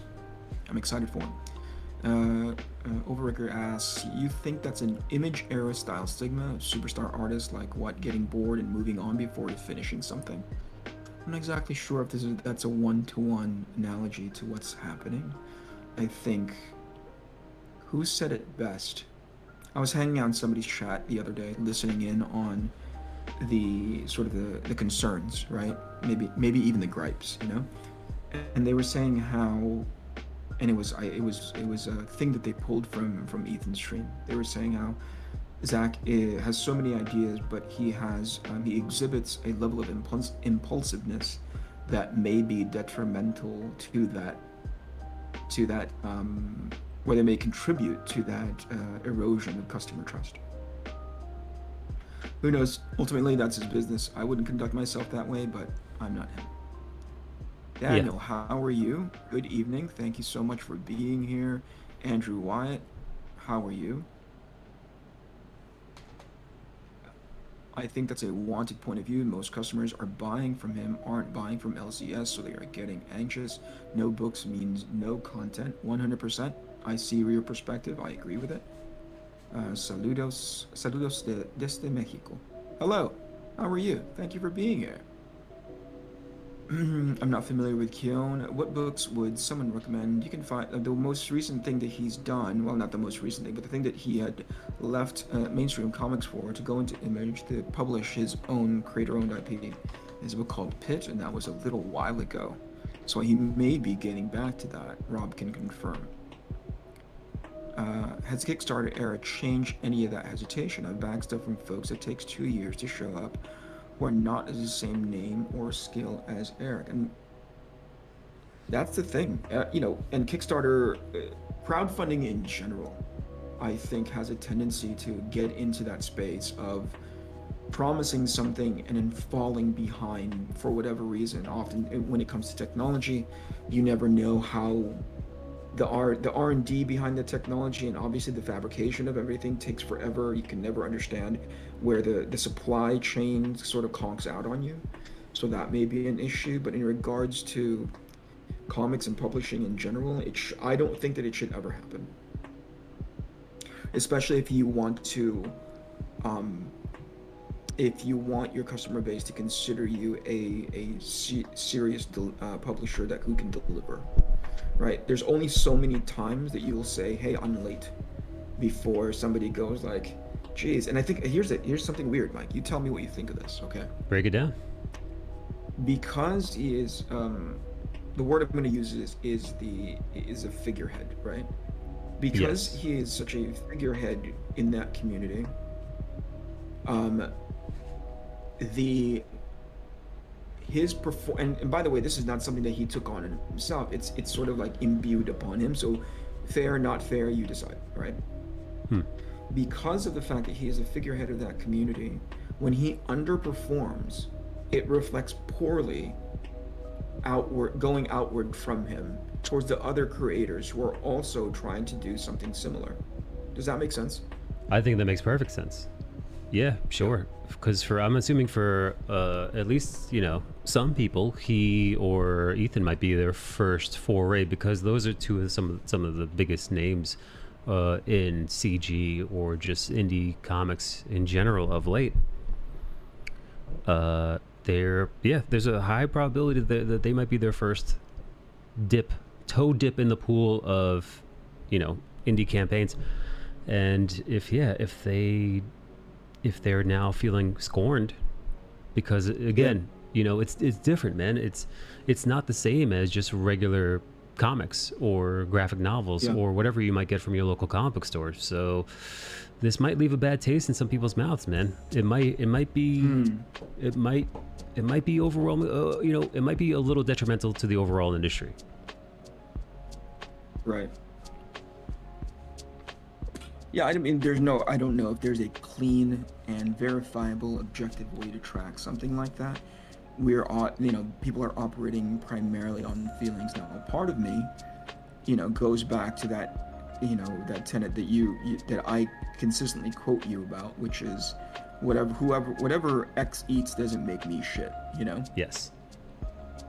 Like, I don't care, you know? That's Right. his business. Let them conduct themselves. So ultimately, there's no way for me to be like, oh man, I'm in the orbit of that and blah blah blah. Like, I don't care, right? I think what this breaks down to is what Rob is talking about in chat, which is people don't mind lateness so much. They don't like no updates and launching multiple campaigns while others are fulfilled. So that makes a lot of sense to me, you know? Ditto. Like, what the heck, dude? Yeah. You know? Yeah. Listen, man, I could see people being upset, especially if Phil Next says... Oh, go on. Go ahead, dude. No, well, I was just saying, Phil Next says, Arc Athena looks incredible. I've been trying to steal your perspective design for 20 years and failed. Very kind, I think. Go to a more reasonable, reliable source, I would say. I cut you off, Mike. Go ahead. No, Replicator said he knows somebody who invested $1,000 into... That is a for me especially, not a small sum. Mona, that's not a small sum. Yeah, shit, man. If I gave $1,000 for a product that it's over a year old and, you know, not on the horizon anytime soon, I'd be upset. Yeah. But again, I'm you know, I can't inform on it. I've yet to launch a campaign for myself, you know, so I don't know the challenges of it, right? Like, I've never had to do it before. So it's almost like, you know, a pet peeve of mine is when we start talking about movies and people are like, oh man, it could be so much better if they did it like this, and this. I'm like, motherfucker, you've never shot a movie, you know? Right. So like, I just shut up about it. Yes. But I understand people's perspective. I understand people's concerns and trepidation, however you want to describe it. That was an interesting. That was an interesting thing to listen in on, because it wasn't coming from dum-dums like you and me, Mike. You know, it was Yeah. coming from people who are his actual backers, the people who actually do more work in regards to positive word of mouth. You know, that's a huge deal. You know, I don't know the dollar value that can go behind that, right? Like, when people are advocates for your work, that they apostolize for your work, that's huge, right? Yeah, oh yeah, no. Listen, man. Especially if you're a smaller, independent creator, every single one of the members of your community, especially those, who put their money where their mouth is, having somebody give you that vote of confidence with their hard-earned money, that is no small deal, man. That means a lot. For sure. So yeah. Hello, Chauncey. Cultivating that relationship takes a lot of energy, building that trust, even more energy. And I think, like, it doesn't take much for that trust to erode, right? Yeah. Yeah, no, you could build up a cache of goodwill, but that'll only take you so far. Yeah, I agree.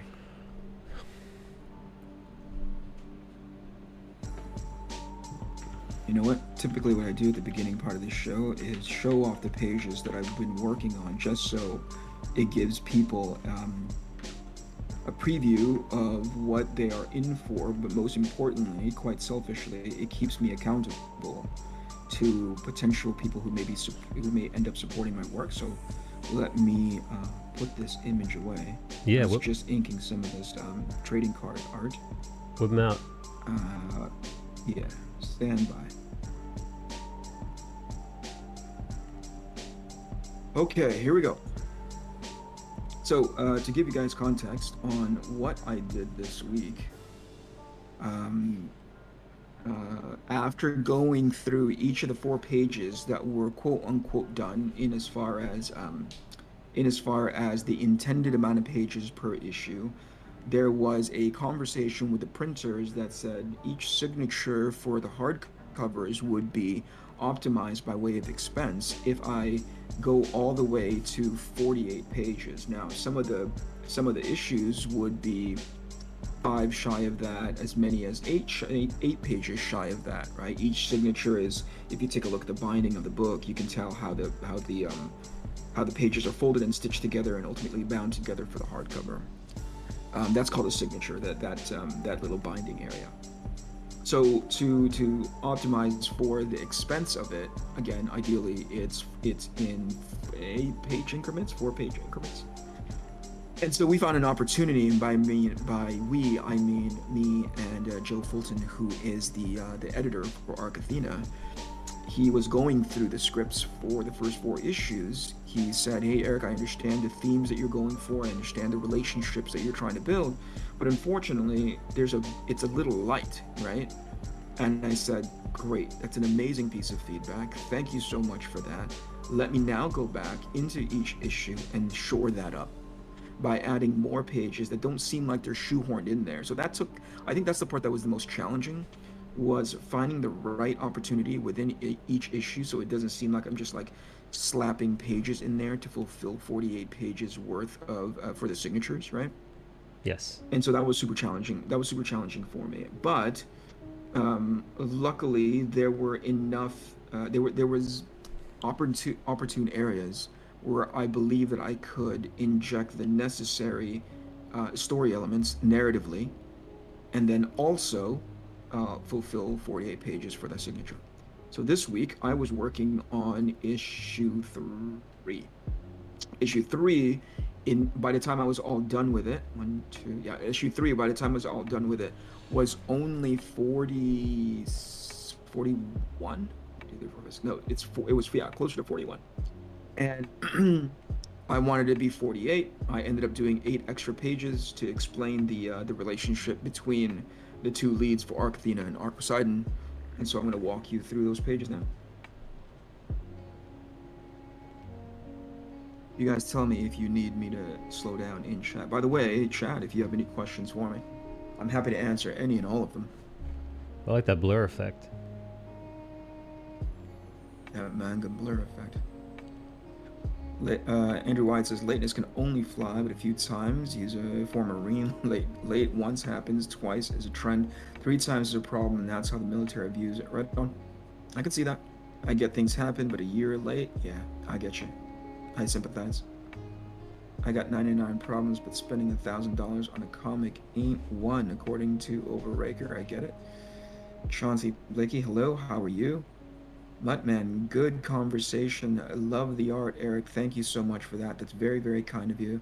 Love this part of the show. Only 8 pages in a week. Yeah, thanks, Rob. Thank you. Thank you. How many virgins did you sacrifice? Oh. Oh my. Yeah, how many virgins did you sacrifice to draw 8 pages in a week? What in the what the heck? Never slow down. Keep that awesome work coming. Thank you so much, Page 1. How are you, man? Good seeing you here. I like those black borders.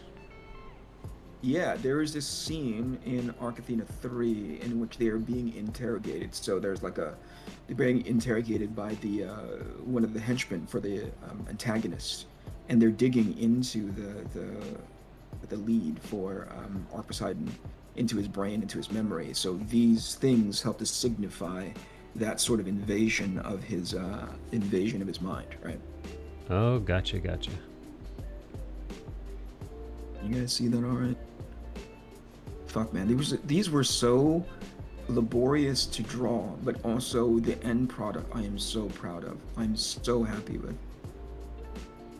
And it shows, like, I remember when Joe was going through the script, one of the key things that he asked me was like, hey, Eric, do we have an understanding of when this stuff happened? You know, do you have a point of reference as to where this was in their history? And I was like, what a great fucking note, you know? Yeah. Because he's looking at it strictly from the audience's perspective, you know? He's looking at it from like, if I'm reading this, is this clear to me when this is happening, you know? And I was like, great note. Let's go address it. How do we address it so it seems seamless, so it seems natural and organic, you know?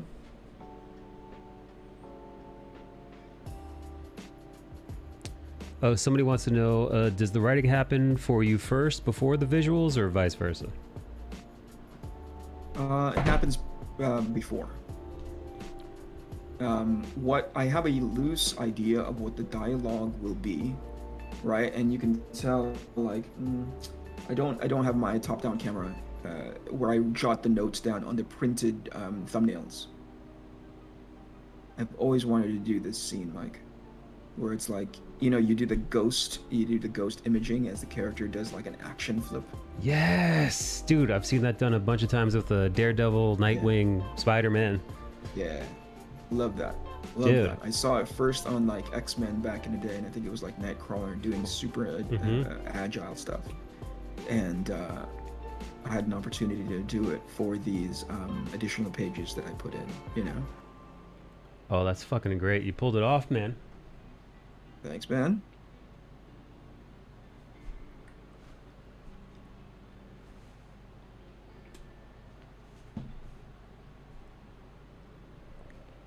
I think we're coming up on that one page that I showed our sled gang chat, where I'm like, fuck, this took forever to draw, you know? Yes.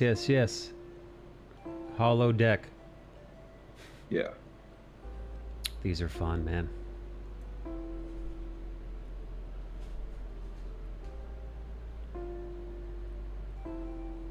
Is that an Asian woman? That I just saw? Is that an Asian woman? No, it's funny how when I first sent out the 3D print to the sculptor, right, who was recommended by our good friend John Amore, they said, who do you see as the as an analog for this character, like features wise, you know? Yeah. And I was like, Rihanna. Oh yeah. I fucking see that now. And they sculpted it close to Rihanna's features, you know? Mm-hmm. And we were talking to Bernard Chang about this yesterday, how it's not in my nature to simply infuse diversity into my work, because I feel like it's my personal responsibility to do so as a person of color, as a minority, you know? Right. That's not in me. Like I don't take that responsibility on for myself. Ultimately what motivates me to put any person of color or any sort of like character development into the story is if it fits my narrative. You know what I mean? Like if it makes sense to have X as the motivation for that. So in this case, when I'm thinking about like social media superheroes, you know, as they're celebrated by the globe, right? As like, oh my gosh, these guys are not only, not only like superstars, but also super powered superstars. My thoughts immediately went like, well, who is that, you know? So the first thought behind Divana was Beyonce, right? Like to imagine if you smash Beyonce and Rihanna together, right? From a social media star, right? From a superstar, like everybody around the world would understand who they are. That's why I was kind of like, okay, so we'll pay tribute to those two women, and somewhere in there infuse them with Rihanna. I think it's funny how I spoke to my wife about that character choice, you know, to say like, oh yeah, this is Rihanna, and she's like, yeah, that's typically your type of woman. And I'm like, what do you mean? You know? Oh my. And she's like eyes far apart, you know? And I was like, oh yeah, because that's how I fucking draw. That's how I fucking draw people. It's like people with eyes far apart. It makes sense. For man. In Rihanna's. Fucking Queen's Gambit style. Yeah, that's the other one. I take a look at that woman and I'm like, I'm ensorcelled. You know, I'm entranced. I could hide just by standing directly in front of her, you know, right between that empty gap between her eyes. Anyway, we're clearly approaching the that page that I was talking to you guys about. Oh, somebody so wants there's just the hologram scene. Oh yes. My favorite. Okay.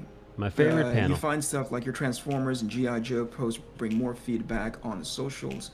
Also, does that translate into any interest from people that have those licenses? Can they even afford?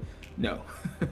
So to answer that last question, typically, so the last time I did anything G.I. Joe related, it strictly was not for the money. It was because a good friend of mine, editor at IDW, a fellow by the name of, why is my brain, Mark? Yeah, it's Mark, right? So Mark Irwin, who is a former, I think he still is an inker actually. He was one of the guys that inked me back in the day while I was working on Wildstorm.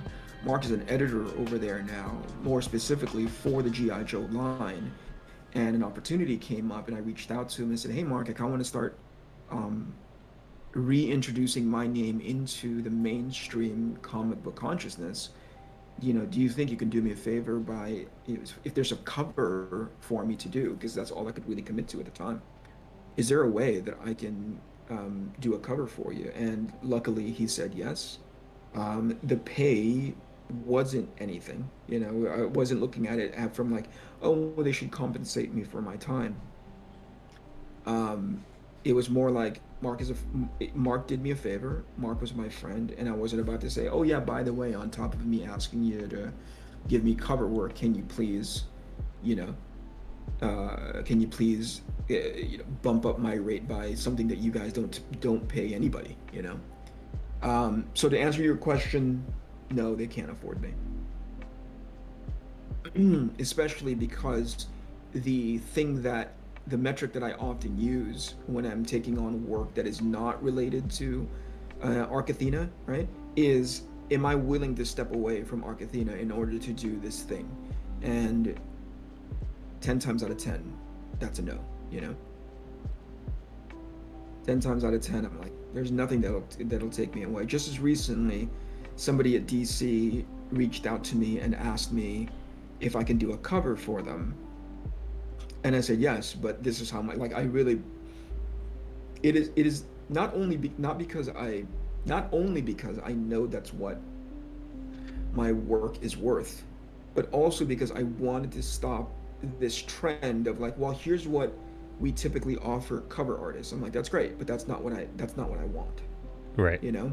So I wanted to reestablish my, I think you get so much out of life just by asking, rather than just like holding your hand out and saying like, yeah, I'll take whatever you can give me, you know? Yeah, no. So for me, I'm like, I wasn't about to just sit there and be like, yeah, no, I'll take your typical cover rate that you're probably going to use my art, you know, multiple times in order to hype your book, you know, put it out into, like, you're not only just using it for the cover, you're also going to be using it for advertising. You're also going to be using it for like to bring awareness to your brand and yada yada yada yada. I'm like, nope, I'm going to charge you an arm and a leg. And if you say yes, cool, I'll do it. But if not, thank you very much.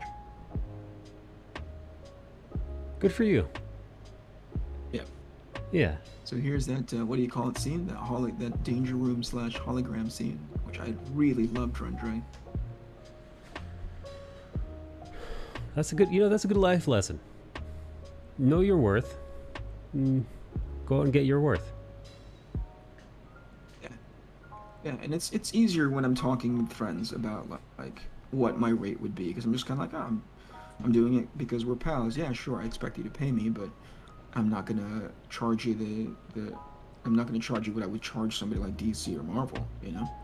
Like just because that's what the mainstream has been historically paying people, doesn't mean I'll continue to be like, oh really? Cool. Then I guess that's what you should pay me too. Fuck that. Yeah, no.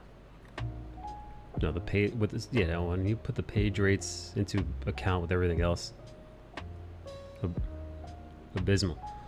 Let's talk about this holodeck though. Yeah, dude, that freaking took forever. I love it. The more I zoom in, the more tired I become. I love it. I love the perspective of it. I love the grandiosity. I even love the effect where it looks like it's, you know, the illusion is dissipating. Oh yeah, up here, yeah? Yeah. That took forever. Just the idea behind it took forever. Rendering it, so you come up with that scene, right? You're like, oh right, it's that scene in you know, when you're reading Claremont X-Men where they're done in the danger room and everything starts to turn off, or in your case, Mike, because you're a Star Trek guy, you're like, oh yeah, this is that holodeck scene where things become that gridded box room, you know? And you're like, okay, somewhere in there is the idea. Somewhere in there is like, ooh, I can't wait to draw that. But then you draw it and you're like, fuck, how do I render that? You know, because you're gonna have to render it, right? And so that took forever to experiment with. Really took forever to experiment with. Well, I want to say, man, listen, I'm not one to blow smoke up your buttocks, but I think you really fucking nailed this one. Thanks, buddy. And it happened, like, it was so much work for the one panel, you know, like, okay, we're fucking moving on to the next bit. 20 other panels hereafter, you know. Overraker said Mark is a good dude. I'm guessing you're talking about Mark Irwin. Yeah, for sure. Really, really good guy. Really good head on his shoulders. Maintains good relationships with people, protects his artists, so that's really freaking awesome. So how do you develop character flaws, moral struggle, internal conflict? How do you look to the ground? How do you look to the ground the characters they become, so they overcome being too perfect? What a great fucking question. It's something that, Andrew, that's something that I struggled with so much in developing characters, right? That's a big one. That's the biggest one. Yeah. Yeah, I mean, in this particular case, how do I best put it, right? In the case of Arc Athena, especially in regards to Divana, the lead for Arc Athena, you humanize them by giving them flaws that people can understand, and sometimes people can relate to it, right? but it needs, like we were talking about this with Dave Peterson a couple weeks back, right? You give them flaws that people say are like, oh, they're relatable, right? And I'm like, well, I don't necessarily believe in that. I mean, that they can, absolutely. But there are times when you just have to understand the character, why they feel like they are lesser than, they're incapable of, and then the armor that people put up in order to try to overcompensate for that feeling of being less than, right? Being incompetent, being undeserving, all those little idiosyncratic things that make people human, right? So you set that up in front of them, and then you consistently reinforce that throughout the story so that it helps to highlight it not just in the one scene, and you say to your audience, see, this character is imperfect because these are their flaws. You then reinforce that by saying, here is the flaw, you introduce that flaw, and here's how it impacts their personal relationship, their professional life. The decision making that they do throughout the series is influenced, if not led, by this specific flaw. And from there, you give them the arc. And you contrast that next to somebody who doesn't have that flaw, the idealized version, but they themselves are also flawed, but not because of that personal character trait. You contrast them next to somebody who is the idealized version of the main character's point of view, to go like, oh fuck, there's the person that I'm supposed to be. Like, I would love to be like that person, And I think a lot of modern comics miss those opportunities. They just introduce the idea of like, I'm trying to look for the flaw of main characters. I remember talking to Bernard Chang yesterday about this in regards to what you should strive for in the first issue, and he didn't necessarily agree with it. I respect him. He was saying, like, I need to understand the character in the first issue, right? I need to understand what they're struggling with in the first issue. And he didn't agree with that. And I go like, because at that point, that's the hook, We could talk about this in the Save the Cat concept, right? Yeah. Like, that's the hook of me understanding whether or not I'm going to root for this character. Well, see what I mean? Like, I think that's how you hook people, dude. right? I think like, that was it for like the longest time, man. In TV specifically, back in the day, you had a pilot, and the pilot was everything. That was your one fucking shot, so you made it count. These days, because of Netflix and other streaming services, it's like, all right, here, 13 episode arc. So shit doesn't get good sometimes. People are like, how often do you hear somebody talking about TV like, I watched the first episode, it's like, oh, give it 3 episodes, give it at least 4 episodes. Right. It's like, well, what the fuck, man? With a pilot, dude, you got one shot. Give it to me. For sure. I think the same thing in comic books. Right. So like, there's a lot of things that go into that first episode, because I often think, I know it's comics, but I often think episodically, Sure. So like, there's a lot of things that need to happen in that first episode, and each of those things are like, each book, at least for me, are 3-act structures, Like, you establish character in the reality of the world that they live in. Some people call that world building. That's not always 100% accurate, because if you're dealing with like real world stuff, there's not much world building going on there. But let's say if you deal in a fantasy setting, that's the kind of stuff that you establish in the first issue, right? Yes. Hints of that. You don't necessarily have to lean into it in the first issue, but that I need to understand what that world is comprised, what the world is comprised of, right? How does it impact your character based on the like writers call it like a core hurt? Does that make sense, Mike? Yes. Oh yeah. Sure. Like, it's your touchstone. Core thing that is, like the thing that hurts them the most, and the thing that they're going to eventually overcome. The flaw. And it's like, some people call it the flaw, but sometimes it's a wronging. Sometimes it's like in the case of the girl's motivation in True Grit, right? Her flaw, her hurt is the murder of her father. That's the hurt. The avenging. It's not necessarily a character flaw, Yeah, no. Although it can be. So if they're myopic enough. Absolutely. But it's not necessarily. They can be mutually exclusive. But I get it. Yes, but so to simplify, rather than saying like, hey, their character flaw, I think it's better to broaden it to say like, what is that hurt? Yes. I like that. It can be emotional, right? It can be psychological, but sometimes it can be physical. You know, I don't think. You know, there's a handful of comics that I want to be able to pick on to be like, I read that comic and none of that is there. None of that. You just introduced me to nuances of those characters, but there's no what's driving them, you know? Like I don't understand any so that took a while to develop. So to answer Andrew Wyatt's question 10 minutes ago, it's really establishing that core hurt and how the world impacts that and how they see the world because of that, right? And you build them out of that. You take the time to contrast it to everything around them, to compare it to everything around them, and that to me sometimes leads to a lot of good answers as to how they act in the book. You know, like sometimes there's no.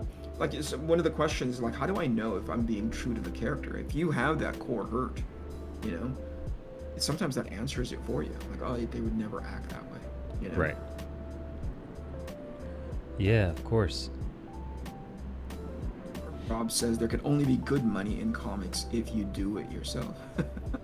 I think he's reacting to like me asking for a Patreon. Like, I know, like, it really bothered me because I don't remember if they actually even told me the page rate. I was just upfront, and I said it's going to be this much for me to do a cover for you, right? And the reason why I say that is because nobody can really tell in what capacity a cover is going to be used. Let me give you an example. Do you know that it's iconic at this point, right? Do you remember that Joker face that Jock drew with a bunch of bats that comprised? Oh my Joker's god, head? yes, dude, that was everywhere, Right. on IMAX posters. Fucking, dude, yeah, Fucking everywhere. Everywhere. It was everywhere. It was in clothes. It was on underwear. It was on sheets. It was like, yeah. you know, it was on everywhere, right? Like, and Jock got $0 for that. Oh my Right? god, Like he got his yeah. he got his rate. He got his rate, He and got that his was it. rate, and then they took that and they said, okay, well, we're going to turn it into this. Now, I'm not saying that that's broken, because within the contract of that, you do release it to them Yeah, to say, hey, you can use this in whatever capacity. After I release it to you, you own this piece of art. You can use it in whatever capacity that you need to. Makes total sense. I'm not railing against that, right? But I'm also stacking the deck in my favor, because I'm going to say, like, I don't know in what capacity you're going to end up using this for, how it's going to catapult and elevate awareness for your project, but I'm going to get paid up front. I don't want anything on the back end, but you're going to pay me what I believe this potentially could be worth, you know? yes, that's fair. Yeah.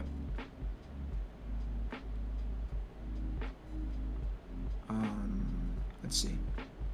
I'm going to try to catch up with chat really, really quick. Jump in there. Oh, I see Toy Galaxy Danny's here. Dan, how are you, man? Who are some new artists, especially folks who popped off on socials that I like? There's a guy, and I call him a kid because everybody's a kid to me, but I'm gonna bring Torrin in, Torrin Clark, who's doing a lot of covers for Marvel right now. He finally got a foothold into getting mainstream work. He's underwater deadline. Well, I don't want to say underwater, but he's really behind deadline wise. But I really wanted to talk to him about his process. Oh gosh, what is Torrin's Instagram? I'm actually not familiar, but You don't know Torrin's work? I don't think I know Torrin's work. It's Muaadib. Oh, that guy. Instagram.com. Yeah. Oh, And yes. I'd become aware of his work, you know, a while ago. Actually, I think we actually had a very, very short, truncated conversation at New York Comic Con one year, and I knew that he was trying to he was already at the cusp of breaking in, and I finally got a foothold, and now he's getting a ton of like cover work, alternate cover work, or A cover work, because you know there's A and B and C cover work. I think he's actually getting the main cover for a lot of different things. I'm so incredibly proud of him. But here's the guy that I look at, I'm like, oh man, that guy can freaking draw, right? As far as like panel to panel stuff, who was I looking at the other day where I was like, god damn, that guy can draw sequential art. I can't remember. Instagram to me just like Yeah, The it's- nature of social media turns me into a fucking, barfly where my attention span Same. is so very short. Yeah. No, like I've been following this guy for a few years now, and you're like, Torn, and I'm like, no clue. And I'm like, oh yeah, Ma Dib. Yeah. Now that guy. Yeah. Well, he said sometime in mid-July when his deadlines are a little bit less oppressive, he'll come by and hang out with us. So get your butt ready. John Amore says that Danger Room page ain't bad. Oh, thanks, John Amore. I'm glad that you approve. Cryptic Comics says that panel is amazing. Thank you so much. That first panel is awesome, no doubt. Thank you so much, Toy Galaxy Dan. How are you, man? Folks, if you're not already a subscriber, if not a patron to my good friend Dan Larson, please go do so now. You can go to youtube.com/Toy Galaxy. Therein, you can find these amazing retrospectives on either animated shows and at one point toys, but I think he's moved that onto his second channel, Toy Galaxy 2. I just found out that Dan from time to time streams video games on Twitch, which is really, really awesome. He has a Patreon available if you'd like to support his content, which I think he's doing exclusively now. Congratulations to him and producer Greg. Very, very proud to call him my friend. Does he have an OnlyFans? High five, Dan. Does he have an Yes, but he limits it to only about 3 people. I am one of the 3, so I've seen the goods. Oh man, oh boy. Makes sense to establish the core hurt in the first issue. What did Bernard say in contrast? He didn't say anything in contrast. He didn't think that it was the only way, and if that is the case, then I would agree with him, right? But I just think that in order to hook your audience, you really need to give your readers a clear understanding of why we should care with these people, or at the very least, have an understanding of what motivates those characters. Without that, you're like, okay, let me go do issue 2 in the comic and spend another $6 and blah, blah, blah. Like, you waste that opportunity. That's a wasted opportunity in my perspective. Agreed. Frank says, doing some Maya homework while I watch. Thank you for being here. I hope that myself and Michael DiNicola aren't too distracting while you're doing your homework. Oh, I aim to be Again, distracting. thanks for being here. You're aiming to distract people? I'm trying to distract them. Hey! Yeah. Stop doing your homework. Fangs, stop doing your homework. Andrew White says, flaws and principles are great to play with. Principles can be challenged. Flaws are things that beg to be exposed and exploited from when the hero then get to deal with. God, good luck. It's for me, because I'm not inherently an experienced writer. It took a little while to understand how to best highlight my character's hurt, and then how that motivates them into growth X amount of issues later. Such a great image. Thank you so much, Overrager. Dear Austin says, off topic, but are you taking questions regarding art technique? Yes, absolutely. Yeah, absolutely. Shoot. I don't do enough drawing while I stream, so any questions in regards to me being able to explain how I approach things technique-wise, I'd love to be able to do that for you.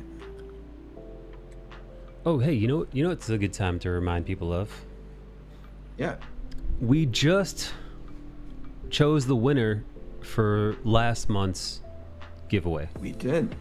Yes, we did. So to give context to what Mike is talking about, at the end of every month, if you have not already signed up for my newsletter, you can do so now. ericcanetti.com/art-athena-info. In there is the newsletter sign up. At the end of every month, June just passed, so we managed to give away one of those busts. Unfortunately, I cleaned my office and took the bust elsewhere, so I would be showing it off by now. But there is a picture of the bust in there, and we give it away to people as a thank you to the potential supporters of Arc Athena as a project, Arc Athena as a campaign. We just gave one out, but full disclosure, the first person, Mike, that we reached out to, and we give people about 48 hours Are you gonna tell to them? get back to us in regards. Yeah, absolutely. Right. We give people about 48 hours to get back to us in regards to a forwarding address where we can ship those busts to. They never got back to us, so by our own rules, we had to quote unquote re-roll and said, okay, we found somebody else, and it was really awesome, don't you think, Mike? That they were like, dude, I never thought that I would get it, but I'm so excited to do it. Congratulations on your project. It was so encouraging and positive. A complete 180. The first dude vanished. Nothing. We're like 2 Yeah. days. You're like, you know, sent a few messages. Hey, Yep. you won. Congratulations. But are you there? Nothing. Yep. And this guy was like Yep. right away, a few hours from Yep. after the email. Oh my Yep. God, I can't believe I won. This is so exciting. Yeah. Here's my. It was really super positive. Yeah. Yeah. Here's my info. You know, be happy to promote it. You know. Yeah, here's my be Twitter happy handle. Yep. Yep. So that was really great. That's on their way out to them. And if they're listening, if they manage to get in, if they manage to listen to this stream later on, thank you so much for your support. We are so genuinely appreciative of it. So thank you. Love it. Overworker says, I met him like 5 years ago. Just in the last year, homie has been getting so much A work. His light source skill is insane. It is. He's I would think one of those guys that I love seeing super talented people turn the corner, not just craft wise, but also professionally, where people finally go like, crap, he's really, really good. We better give him as much work as we can possibly afford, you know? Or set an alarm, pop into our Twitch ever since once in a while you beat me to it. Yeah, like, what do you call it? Dan streams, I think, once that's scheduled and another one that's a bit more impromptu, and I managed to miss it every single freaking time, you know? Is it a hot tub stream? It is a hot tub stream. Yep, 100%. I'm imagining. That's how come Dan Yeah, I knew it. rakes in the bucks, dude. Yeah, he's in there with a Ninja Turtle figurine set, dude. He's got the turtle van, Master Splinter's in there, Shredder, Bebop, Rocksteady, all of them. That's it. And whenever he can, Dan writes the names of his most current donator onto his body. Yeah, I knew it. He calls it the toy tub stream. It is the Toy Galaxy tub stream. Oh my god, I wish I knew that before. I've been pestering Demon Puppy Brett Booth on my Myth Chasers book. Will be my first comic I know of with a libertarian bent. Right on. How much planning actually goes into these pages? It looks like you're using Procreate. How do you like using it? Also, it's pronounced Connect. Right on. The answer is, how much planning? I think plenty of planning. I don't know, just the right amount of planning. Let's see. This is what this page looks like when it's in its rough form, right? I can show you what the page looks like. Here, this is what it looks like when it's roughed in. I've turned down the opacity, obviously, so when I start inking, it doesn't get in the way. But that's as clean, quote unquote, as I draw the pencils, the pencil stage or the rough stage, and then I get straight to inking. Now, keep in mind the nature of the digital medium allows me to add as many layers until I get that thing right, whatever it is that I'm rendering. So in the case of this first panel, when I was trying to figure out exactly what the end product ultimately ended up looking like, there was a couple of experimental layers that I eventually just ended up throwing away until I landed on the rendering that I considered to be the final shippable version. So it looks like this.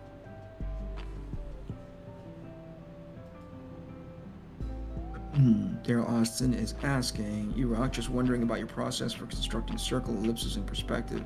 As a noob, I find that it looks off even when you're using it as a square as a base with all the center lines. Yeah, the reason why I think some people, and this is hard to teach because you obviously need to have a foundational understanding of the premise of why, how circles work, right? And I can kind of walk you through it really quickly. So typically, when you have something in perspective, God, it's been a while since I've had to explain like how ellipses work when they're in perspective. It's a giant pain in the butt. So assuming that this is a perfect square, which I already know for sure that it is not, right? Each corner, if you bisect the square using the corners, right? Get that you center. land in the center point of that square, correct? This is a three-point perspective. This is a three-point angle. I just know just based on the really acute way the perspective is going away from us, right? So like this is going to be effectively the y-axis of your circle, right? Each side of your circle is going to touch the outermost sides of your square. So if this is the ellipse, that circle now turns into ellipse naturally, right? If I hold it down like that, it turns into there's a function on Procreate in which, you know, I can just hold it down and it turns into a circle. Right? Look at that. Like I can draw like the jankiest line like this, and then I go like, whee, it turns into an ellipse. Right? Love it. Love that feature. Anyway, right, and from there, right, using the perspective as it goes away from us, all right, this 3-point perspective into this down shot, right, what starts to happen, like what people have a tendency to do is to take this same ellipse and just like multiply it and drag it down, which is wrong, right, because the perspective has changed, right? So assuming for a minute, like you want to draw a cylinder, the perspective down here is so much more wide than the perspective up here. Does that make sense? So what you would do then is draw this box instead. So you can then remeasure based on the perspective that's going away from you in this 3-point down shot. Bisect the corners again, and now you found the center point. Conceptually, it would line up with this center point up here, right, and the circle above. And then now you just draw the ellipse touching the walls of that box, right, and draw the perspective line through. So this is what it would look like. Does this make sense? I think that's where people mess up a lot, is that they just assume that the ellipses are the same on each side when technically perspective changes, if that makes any sense. Pay attention to your z-axis. And if you don't know what the z-axis is, then you got more learning to do about perspective. Now, so that's the technical version, right? Really, that's the technical version. Now tell them how you don't do that. Yeah, I don't do any of that. I have an understanding of what that is, because sometimes reality is such a massive constraint to convince the audience that the correct feeling of what you're trying to communicate, right? I know that's a weird thing to say. Some people who are at the beginning part of their journey often go to the technical because it gives them a comfortable place to land in, right? Like, hey, that looks right. Or excuse me, technically that's right, but it looks wrong. Do you know where I'm coming from? Yes. And as artists, depending on where you are in your journey, in your learning, all you have is the technical, and that feels really, really good to you because you're able to fall back and go like, wow, this is a 3-point perspective, it's a down shot, the ellipse up here would probably be everything that I just explained to you right now. But sometimes you have to push and cheat that perspective in order to make it feel correctly. And here's the reason why. The technicality of plotting of perspective, right? Like, oh yeah, okay, so it goes away into the z-axis this way, the y-axis this way, and then like the x-axis this way. Like all of that plotting makes sense when it comes to understanding it from a technical standpoint. The thing that it does not take into account is the experience of what your eyeball sees when you experience the world.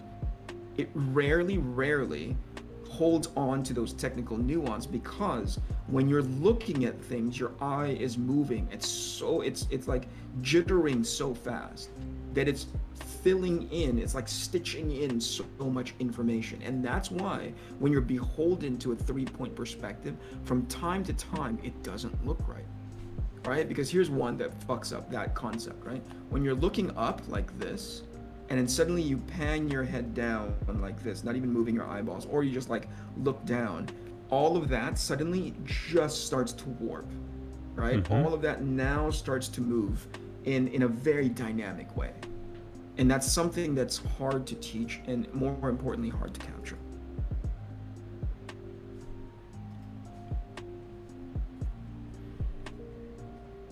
Dan says, I'm playing Rocket League while listening, so I can't reply quickly. Great hearing Mike on the show. Feels like the old stream. Listen to that, Mike. Feels like old time. Dan remembers. Dan remembers. Dan's a good guy. What books are you reading right now? What books do you wish you were working on besides any creator-owned stuff? Creator-owned stuff right now that's been my singular focus. I don't have any desire to work on any mainstream books or any books that are outside of my creator-owned, only because I don't believe in anything that's out there. Nothing really truly excites me that's out in the mainstream. Yeah, and it's a little tragic, but I'm like, you know, a lot of the vitriol that's happening online, a lot of the negative criticism when it comes to, at least let's compartmentalize. A lot of the criticism that's coming from creators looking at mainstream comics and saying like, how come you're not, I just saw the thing that happened during July 4th. And did you read that for Captain America, Mike? Oh my god, We can talk about that. I fucking hated it. I went nuts. It's just It's really depressing. It's not really, Captain really America. depressing, you know? Sorry. Yeah. There's a potential there in which I'll get a mad. good writer might be able to set that up because that's the presso version of him, you know, and then Yeah. really as the whatever the series is called, like Captain Americas of the world. I don't even fucking remember.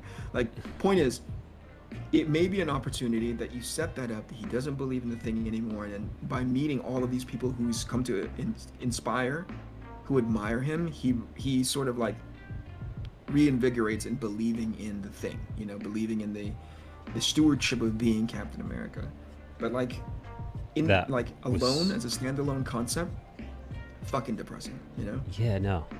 Anyway, my point is, anytime that somebody, a professional, looks at that, or like an artist that's on the outside looking in at Marvel, at DC, at mainstream, or just comics in general, and they have a negative reaction, a critical reaction to whatever it is being published, it comes from, at least maybe this is naive, maybe this is way too optimistic, but I think it comes from a place of like, they really do care about that thing. They really love it, you know?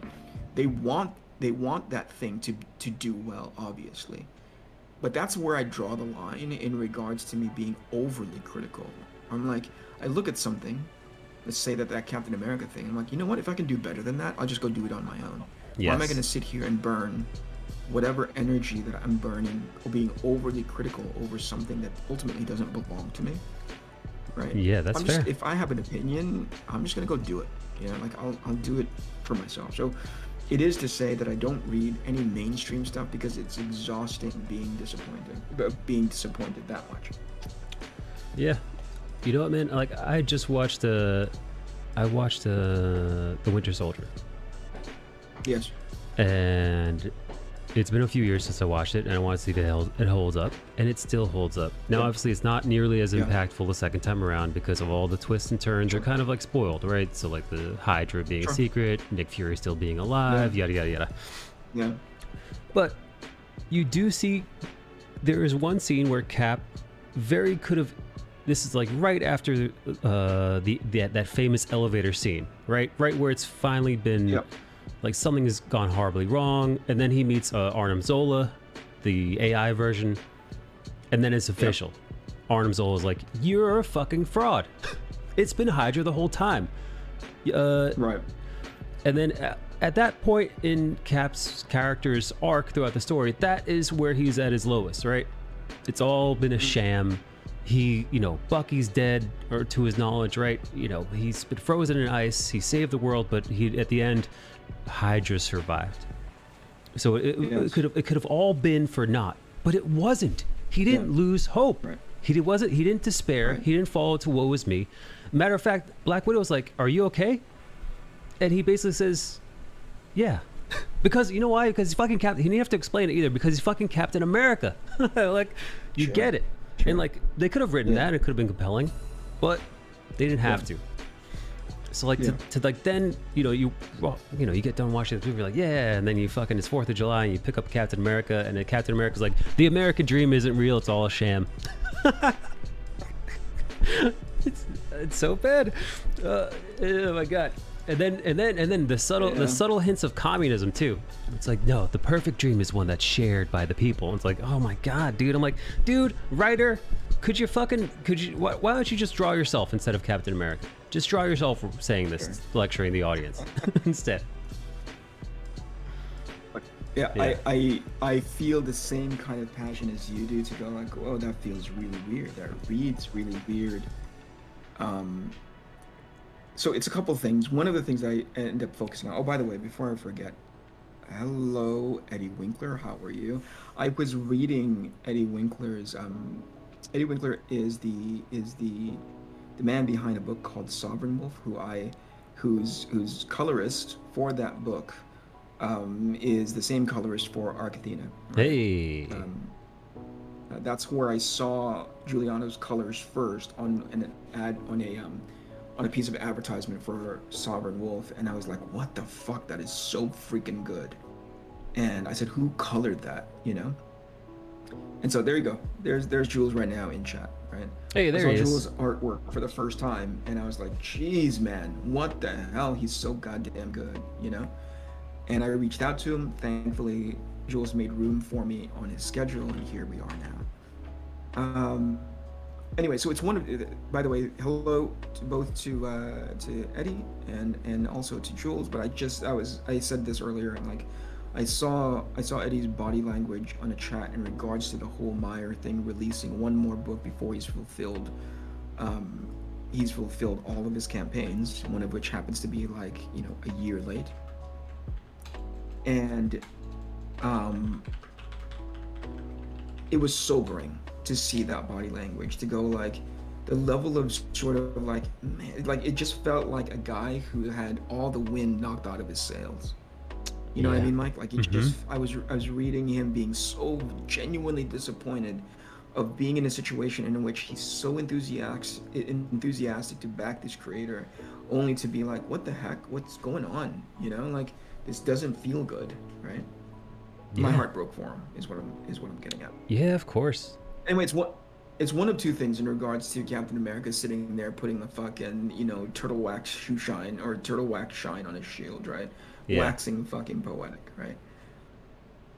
I always ask, especially when it comes to, like, this is in part my conversation with Giuliano anytime that we're looking over colors, right? Like, sometimes what I love about Giuliano is he'll get experimental with colors. Like, what do you think of this, right? And part of the metric that I put that through, part of the filtering process that I put that through is, does this capture the thing that I want it to, because I have an understanding of my audience, right? Yeah. Do you understand your audience? Because if you do, what you're saying is the audience for Captain America wants to read that fucking stupid shit that you just said. You know what I mean? Yes. Like, what basically you're saying is, I'm writing to an audience that loves this introspective, borderline, you know, social, you know, broad, you know, on the fringes of talking about socialism, Captain America. Yeah. Oh, you know, it's so fucking irresponsible, you know? Like, yeah, no, it is, because you're writing your version of what your version of Captain America, not what the people want, not the version that we all know and love. Matter of fact, not even just like having an understanding of the character as people have come to understand him. You know, I'm a proponent of like bringing something new, plus wanting, plus 10ing something. But geez Louise, really? That's what you thought people would want to read?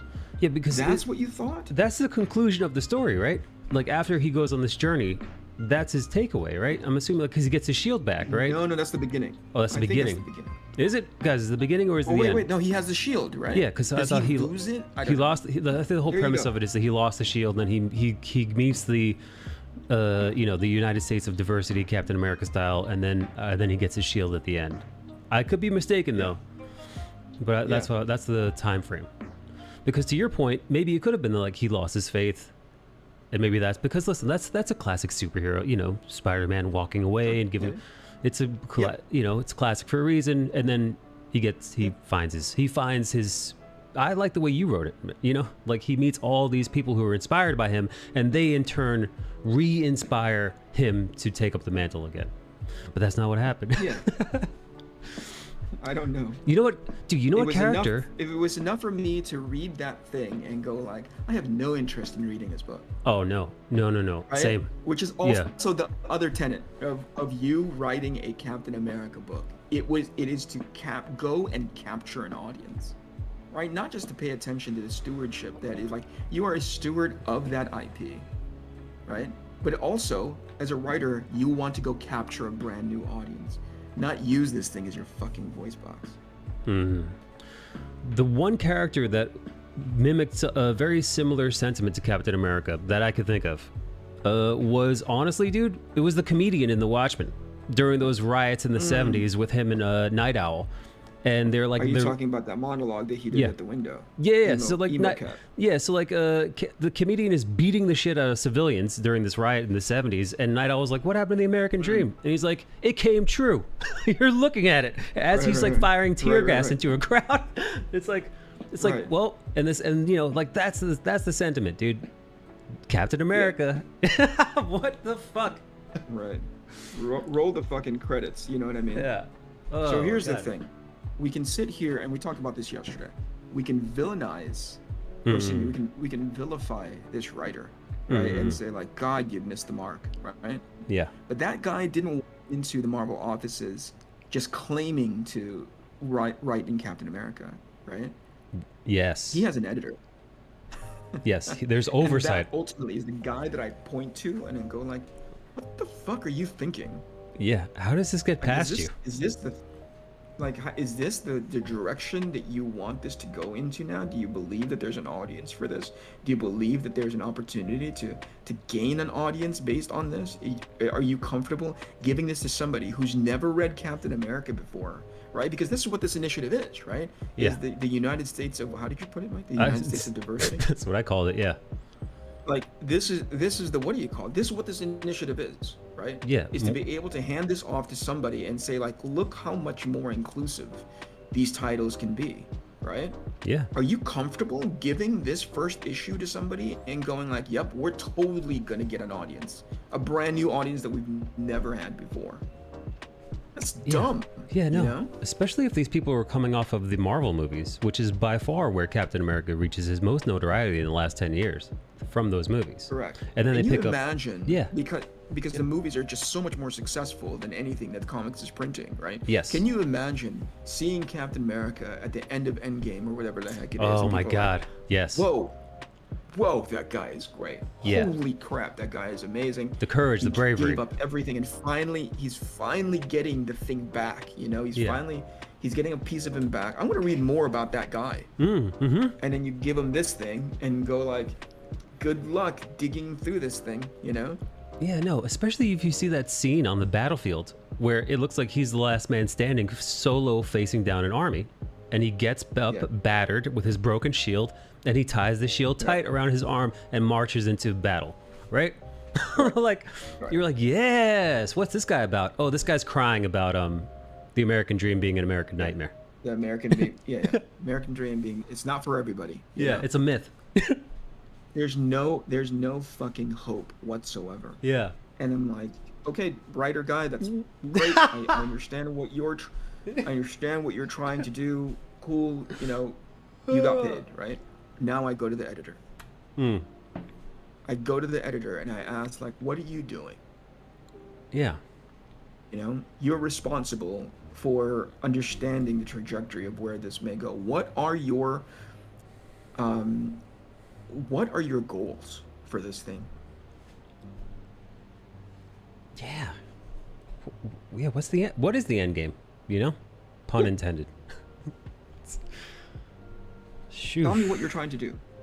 Tell me what you're trying to do, and if it makes any sense, to what I think you're trying, like if it leads to the thing that I think you're trying to do, which is go, and I think Bernard addressed this very briefly yesterday, which is looking for an opportunity, or looking for those opportunistic spaces in which you can find a new audience. I'm on board, man. You know, hey, you think you have an audience in an imaginary floating island in the sky, and you guys want to, invest money into building that rocket ship so that you can go find that readership? I'm all for it. Go invest in that rocket ship, right? Yes. But if your point is you want to knock this captain, this is how you lead with the conversation. This is like that, you remember that movie Inside Out from Disney? Yeah, of course. From Disney Pixar. There was the emotion sadness. This is sadness. This is just like, oh, the world is broken. Yes. And everything isn't right, and the American dream is dead. I'll just lay here and I'm tired. Yeah. Jesus. There was Yeah. no like I'm trying to like okay, so what I've read is those 3 pages, those really notorious 3 pages that made it out to the public. What I want to do is go back and read the entire book, and maybe by the end it actually goes like, but I've still got to be fucking Captain America, you know? Yeah. Maybe. Maybe. Eddie Winkler says, I've just accepted that the comic world, amongst other things, is upside down. So I'll just walk on my hands until things change. Good night, Eddie. Hang on, I've got to take a quick pee Hey, break, good night. Eric. I'll be right back. Good night. Yeah, sure, man. Get to it. Atomic Bulldog, how are you? Good evening. Thank you for being here, man. I don't particularly care to spend that much energy talking about what's broken, because I don't think that it's all that productive. But really, it comes from a place of like, what is going on?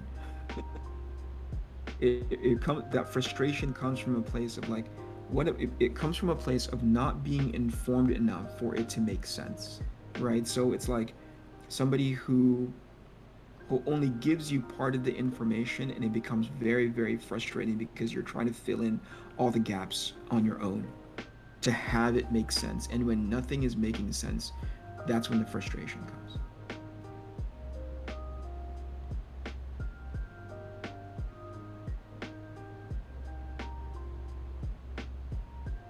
Heard plenty of people say, and I think there was somebody who was once a consistent visitor to the chat that says like, you know, if it's not for you, you shouldn't have to buy. You shouldn't buy it.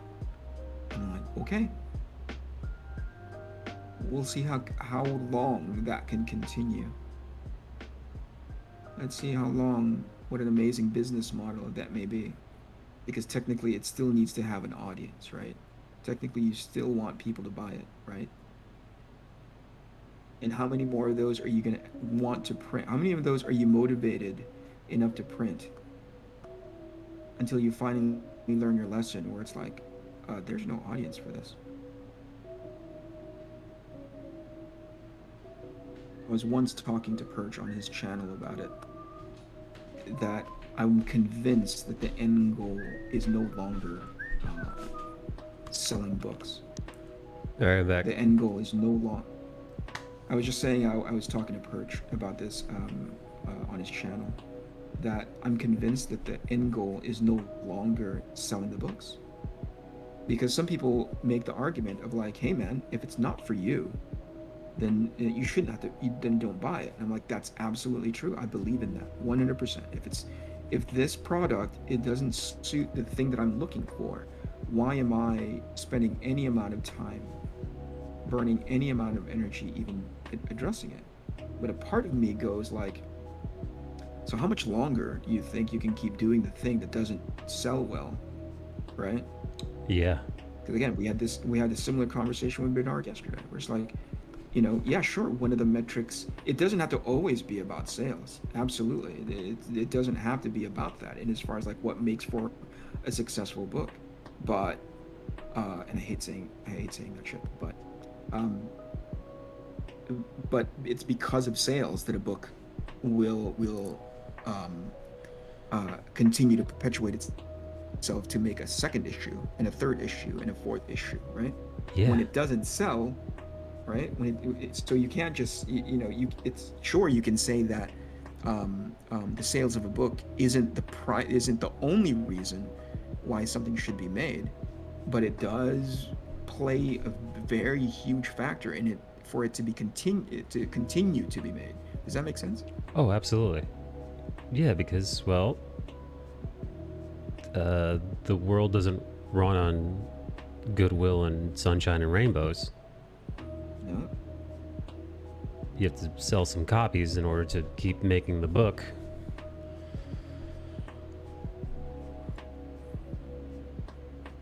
Anyway. Yeah, it was a good conversation yesterday with Bernard. Yeah, they want to break these icons, Superman and Captain America, to be dismantled. Captain Marvel is the icon they preserve, the socialist icons. I don't know if it's that simple. I think people are leveraging the conversations so that it seems like that.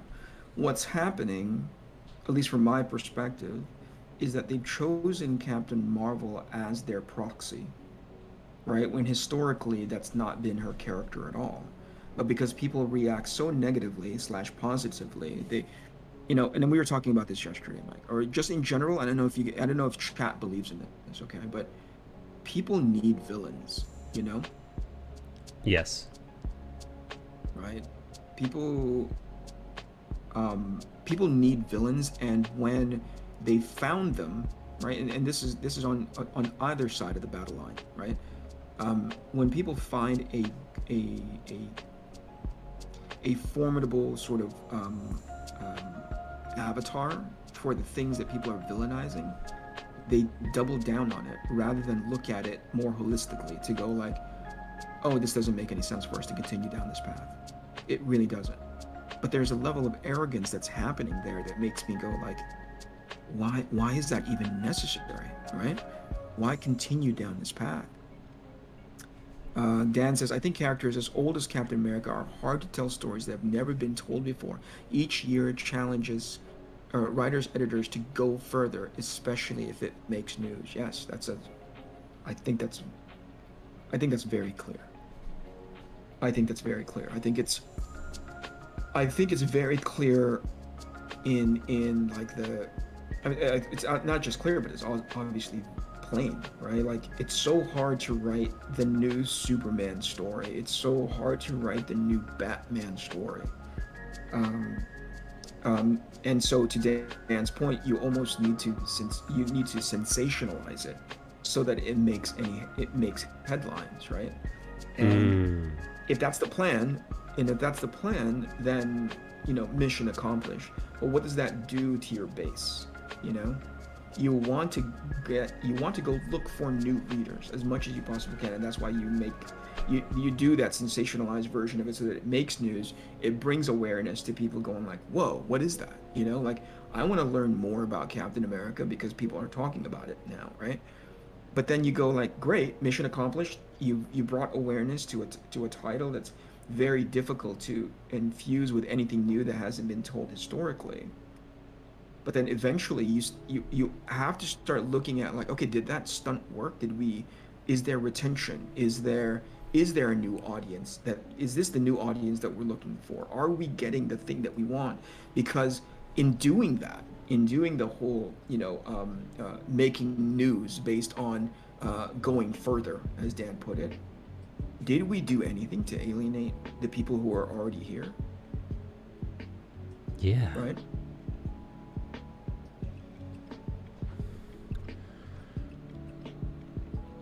Yeah, no. What did we do? What gains did we get, and what damages did we incur in trying to do that? You know. Let me see. I missed something that. Hello, Eric McIntyre. How are you? More Arc Athena is what the comic medium needs. I know that it's been super fun for me, Chauncey. So I'm incredibly passionate about not just obviously. You know, being critical over mainstream comic book stuff, because again, I try to limit the amount of energy that I spend on it, or like not just even talking about it, but even thinking about it. Rather than doing that, I'd rather focus on like, oh, I'm not getting that thing from wherever it was that I thought that I could be able to get it. I'll just shut up and go do something about it instead. Thank you for being here. Eric McIntyre, I think I already said hello. Frankfurt School, socialism is against idle entertainment. They absolutely are against comics and capitalist heroes mythos. I don't know enough information. I don't have enough data to be able to address that. And Dan said we also got to move books, so sensationalize. Yeah. Unfortunately, we've come into that space. Do you think, Mike, we're now in this sensationalized space because we're reaching a point of desperation? Yeah, listen, man, when I look and I see the comic book industry's behavior of late, especially in regards to this kind of shoot yourself in the foot long-term but short-term gains, like for example, they're relaunching X-Men #1 with 26 variant covers. I think Pepe Larraz is on it. So like this constant like, all right, again with the variant covers for the last 10 years now. Again with the you know, relaunch after relaunch after relaunch. You know, upping the price of comic books, and all of this seems like it's a scramble. It's a scramble to keep the revenue coming, but no matter what the cost, even though you know that this is slowly disenfranchising people. No, I don't know if that's the right word. Whatever. People are losing faith. It's just poor business practice. Okay, first, we would have to agree that it is actually disenfranchising people or alienating people, or you know, like if they keep doing it, right, and people keep buying it, then it's not really doing anything except, you know, encouraging them. You know what I'm saying? It's like you and I can both identify that it's poor practice, but they keep doing it because it seems to continuously be working. Well, I think so. I don't know if I would automatically agree that it is alienating as many people as you think it is. You know, I think people are talking. Obviously, people are upset about it, but they're not doing anything to change their habits. You know. Well, I think when you look at the numbers, right? So I think what was it? I think they printed 30% less books. They made about the same amount of money, but they printed less books. So it seems like the best that the industry can do is stagnate. And then even within the comic book stores themselves, the numbers are still going down, as we all saw the Comic-Con numbers. So listen, I mean, perhaps that isn't the thing that's alienating the customer base even more so. You really can't pin that down with that level of specificity, because you don't know unless you're taking like surveys as people, you know, from comics buyers. But to me, I mean, to me, complain all. Go ahead. Yeah, no, to me, it's shitty to see. But that's just my opinion. Yeah, no, I mean, I'm there with you. Obviously, I completely believe that as a business model, as an exercise towards your customer base, your fan base, I don't think it's ideal, right? I think it's the term predatory comes up an awful lot, and I believe in that in part, right? But ultimately, the market bears what it bears, right? Like if they're doing it and they keep relaunching number one and people keep investing in it because it is now some weird there's a speculative nature of people buying these books, then nothing is going to change, right? Yeah. I hear so many people complain online, and then if you ask them, well, did you stock those books? Right? Because they're a comic book store, and naturally that's their business. They need to be able to sell those issues in whatever capacity. And the answer is like, well, yeah, I stock those books, right? Because I need to be able to sell to my customers. I'm like, okay, so nothing changes, right? Yes. Nothing. I mean, as long as everybody's complicit. Go ahead, dude. No. Go on. I remember a long time ago, back when there was this podcast called Sidebar, right? The Sidebar podcast. Those are the guys I'm, you know, on top of a select group of people that I believe helped to elevate my name and my body of work into a level of relevancy again, back when I was doing my 90-minute sketches on my Blogger, back when Blogger was a thing. Anyway, I remember they had this was when New York Comic Con was a lot smaller, right? And Sidebar had a panel at New York Comic Con to which they invited me on, along with Paulo Rivera. I think we were on a panel together. Cool. And somebody in the chat, yeah, it totally was. And somebody in the audience asked, "Hey Eric, or you know, hey panel, I want to get your opinion on why do you think mainstream publishers," and so this goes back years, imagine this, okay? They're like, why do you think mainstream publishers who how was it? It wasn't covers. It was, oh, why is it that mainstream mainstream publishers don't learn? This was when books were shipping late, right? Why do you think mainstream publishers continuously put out their books late and don't learn their lesson? And I was pretty, what do you call it? I think I was pretty curt with the guy, but not in a way that was accusatory, although it may have come off that way. Yeah. I said, because you keep buying their books. Yeah, no, Right, that's like, true.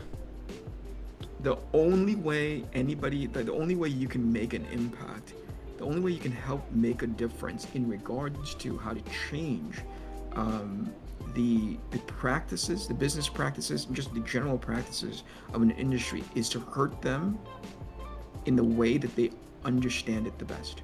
Yes. Hit them in the bottom line. Yep. Oh shit. Stop buying the books that you don't care for. You know what I'm saying? Yeah, Eric, dude, look who it is in the chat, man. It's Comic Artist Pro Secrets himself. Ethan's icon is probably it would probably have a check mark next to it. Oh. Does it have a check mark next to it on stream? Hang on, I got Bernie in my chat. He just raided me, so I'm just gonna mute myself for like a second. Yep. And I'll be right back. Hello, Bernard's gang, dude. What's up, man? Bernie, dude, I love the conversation we had with you yesterday, man. I was just talking about it with Kennedy. Kennedy is streaming live on YouTube right now. On Tuesdays, Kennedy and I do a dual stream. So he works on Arcathema. He works on Arcathena, his upcoming project. I doodle nonsense. Hey Domo, what's up, man?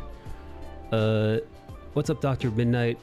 Bernie, thank you so much for the raid, buddy. Oh, also, hey, here, look, let me show you. Here, this is some art that I did for Arcathena. This is the like Egyptian styled character of Golden Iris. She's got these kind of Ankh weapons that she uses. It's really fucking dope. He's launching this campaign in September. I'm super excited.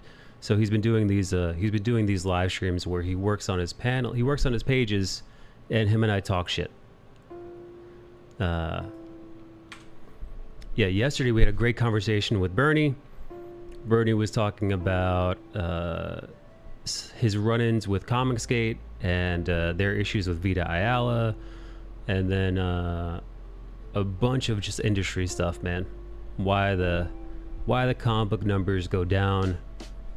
Why manga is kicking comic books ass, but how even comparing the two isn't quite right, because it might seem like it's apples to apples, but it's not. It was a great breakdown, man. It was a Birdie, dude. I appreciate your insights, man, and also how cordial you were, because obviously Bernie, Eric, and I, we have differing opinions when it comes to a bunch of this stuff. And so often you see on social media, especially on Twitter, that people are just muted, blocked, harassed, yelled at on all different sides. And it's rare to have a polite discourse. So it was nice, man. It was real nice to have a chat with somebody like that. Yeah, it was, and also Bernie's a fucking legend.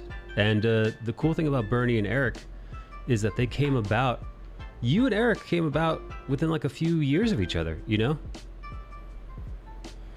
Like he's with he was doing Wildstorm stuff with Dustin Nguyen, you know, like whenever that was going on. And you were at were you at Vertigo back then? Actual living legend, right? Hey Lurky Lurker. Yeah, so I've been doodling today. Yesterday I was just doing a lighting practice, just drawing a babe here. Then I was doing some clothing practice. Practicing. I'm just, me. I doodle. Today I'm just sketching a gal sitting down reading on her phone.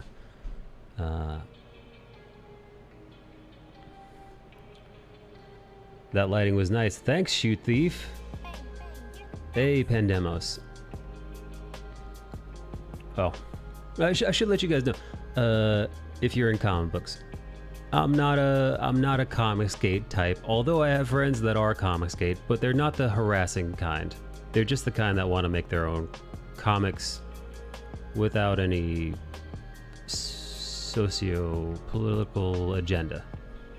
That's their take. I don't belong to any group. I just doodle what I want to doodle. And then, you know, the phrase that I use is "what you eat don't make me shit." And, you know, not my pigs, not my farm. So as long as you leave me alone, we're cool. Domo, you working on any books these days?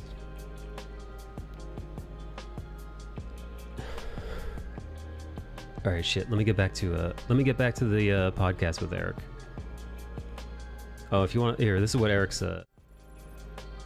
This is what Eric is working on. This is what his stream looks like. He's working on his comic, Arc Athena, coming soon, coming out in September.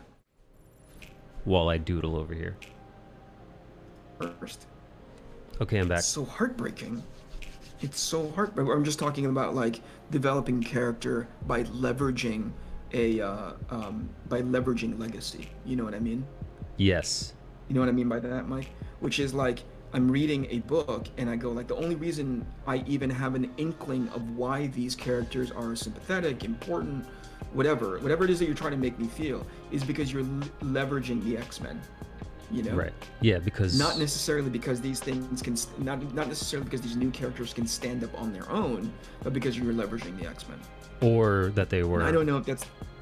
Oh, I'm sorry. No, I was gonna say, or that the emotion was earned in any way. Yeah. Dude, I've told you this before. And I don't know if that's the right step. Make me understand why I should care about them. Right? Give me an insight, and this is unfair, right? This is overly simplistic on my part, and I completely admit to it. Which is sometimes when your natural tendency is to make it, you care about this because of identity. I'm like, oh, no, that's not. I don't believe in that because the X-Men, the original, right? They didn't lead with that identity. Right? They have just as much right to the approximation of that identity as they came out as characters, but I understood them. I related to them. And that's why I didn't need that identity first concept. Their plight was they were being persecuted? They were being persecuted because of these particular. That was the analogy for it. Yeah. And we all know who it was based on, right? We all know that, it's any comic book nerd worth their salt knows exactly who Professor X and Magneto were based off of in real life. However, it was done subtly. It was done tactfully. They didn't beat you over the fucking head with it, which honestly, listen, man, it didn't become a lecture because there's no nuance in that, man.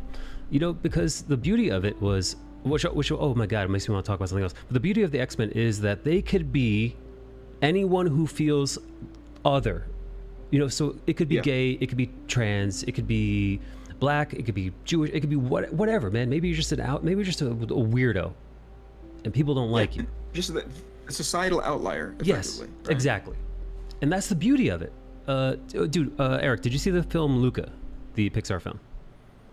No, I haven't yet. Is it done well? It is done well. It's a beautiful film, and it's about a boy who's a fish man. He's a merman, but the magic is when he goes on land, he magically turns into a boy. But whenever he gets wet, he turns into a fish monster. And guess what? The village that he's near hates fish monsters. So obviously, it could be an allegory for, it could be an allegory for perhaps he's gay, or perhaps he's, because eventually, guess what? The village. Surprise, the boy who's secretly a fish boy, it comes out that he's a fish boy, like anybody didn't see that coming. And, therein lies the movie, right? But his fishiness is obviously an allegory for something being other, right? It's similar with the X-Men. And the people who find him endearing and love him despite of his otherness, right? There's the magic. And there's the beauty. But you know what some lunatics on the internet were like? They're like, why wasn't he gay? Why wasn't he gay? And it's like, is it not enough that like the allegory, the analogy isn't enough. They needed to be 100% this. He must be this in order for it to work. And it's fucking gross, man.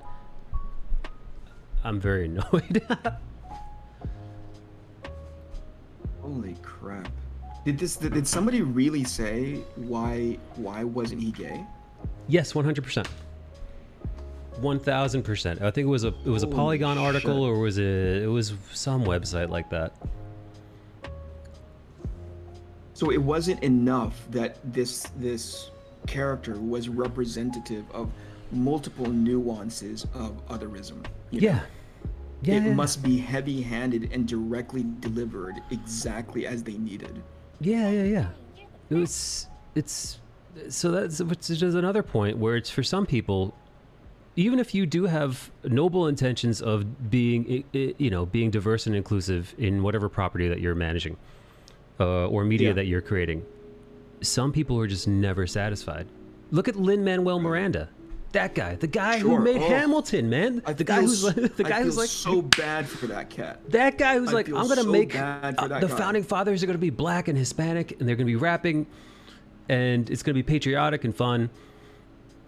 And they're like, and he's like, all right, now I'm doing Into the Heights, and we got 4 main characters, and they're all Hispanic, and one of them is American black man. And they said, it's not diverse enough. They said, oh, that's right. Oh, and one of the female leads is also, she's Latina and she's black. But she wasn't dark enough. Her skin wasn't dark enough, so she's quote unquote white passing, not dark enough. And it's like, what the fuck, man? What is wrong with you? What the hell? Yeah, what the hell is wrong with you? Yeah. That's what I mean when it's an ever, like it's a forever moving line of accomplishment. Yeah. Right. What does the end game look like? Right. And I'm saying that literally from a position of like a person of color. Where I'm like, where do you want this to go? You and I are a couple of browns, man. We're not a couple of white dudes chatting. I mean, I'm like ambiguously ethnic, but I've been called names, dude. Yeah. I'm sitting there going like, where does it? What does the perfect finish look like to you? You know what I mean? I think you're right. The goalpost is ever moving. Yes. And with an ever moving goalpost there is no perfect. Because whatever you put out is not going to be enough. That's a perfect fucking t-shirt. There is no perfect. Let's do it, man. Let's make them.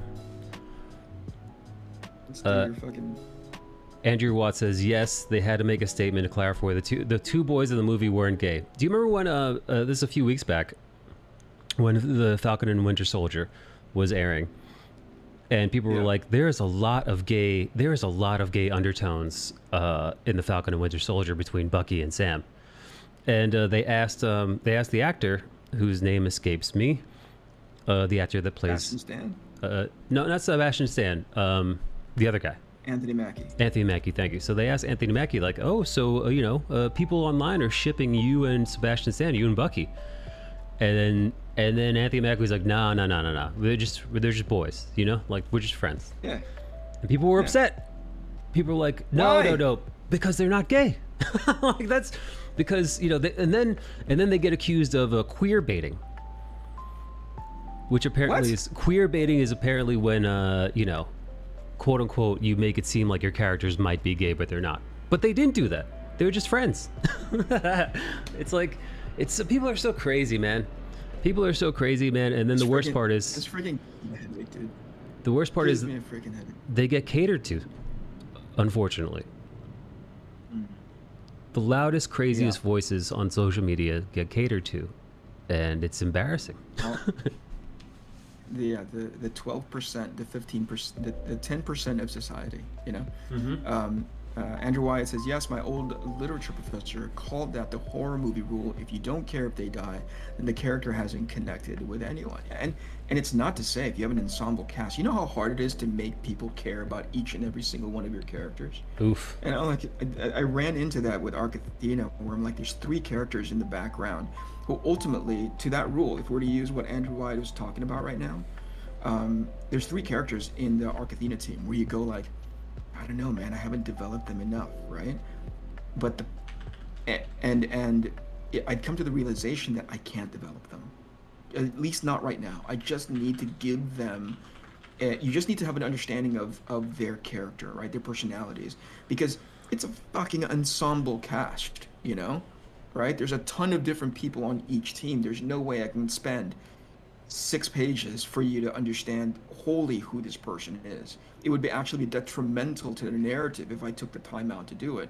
And more importantly, it's 6 issues. I can't, there's just no room to do it. My attitude then is like to say, okay, let me just give you enough to know, to at the very least hear in your head how these people are, right? Like, yes, it's not going to be comprehensive. Yes, no, it's not going to be comprehensive. No, it's not going to be the totality of who they are. But for the time being, here's what you get, right? So it's like, you know that first episode of Lost? Yeah. Oh my God. Legendary. A legendary Right. pilot episode.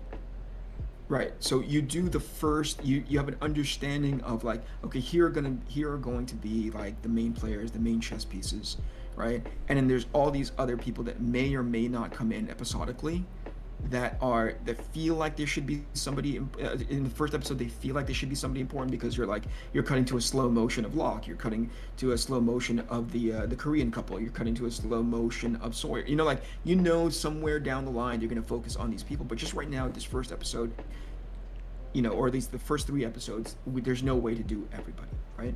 So I think I've sort of gone into that space, which is like, yeah, this person could probably die and nobody would care, but I have plans for them. I just can't do it in the first 3 issues, Sure. the first 6, or the first 5 issues. Well, I mean, you know, Andrew White says Magneto wasn't Malcolm X. What's crazy is that if you said Malcolm's beliefs today, you'd think that was a right-winger. Yes, they had to make a statement to clarify the 2 boys in the movie weren't gay. Right. Holy crap, man.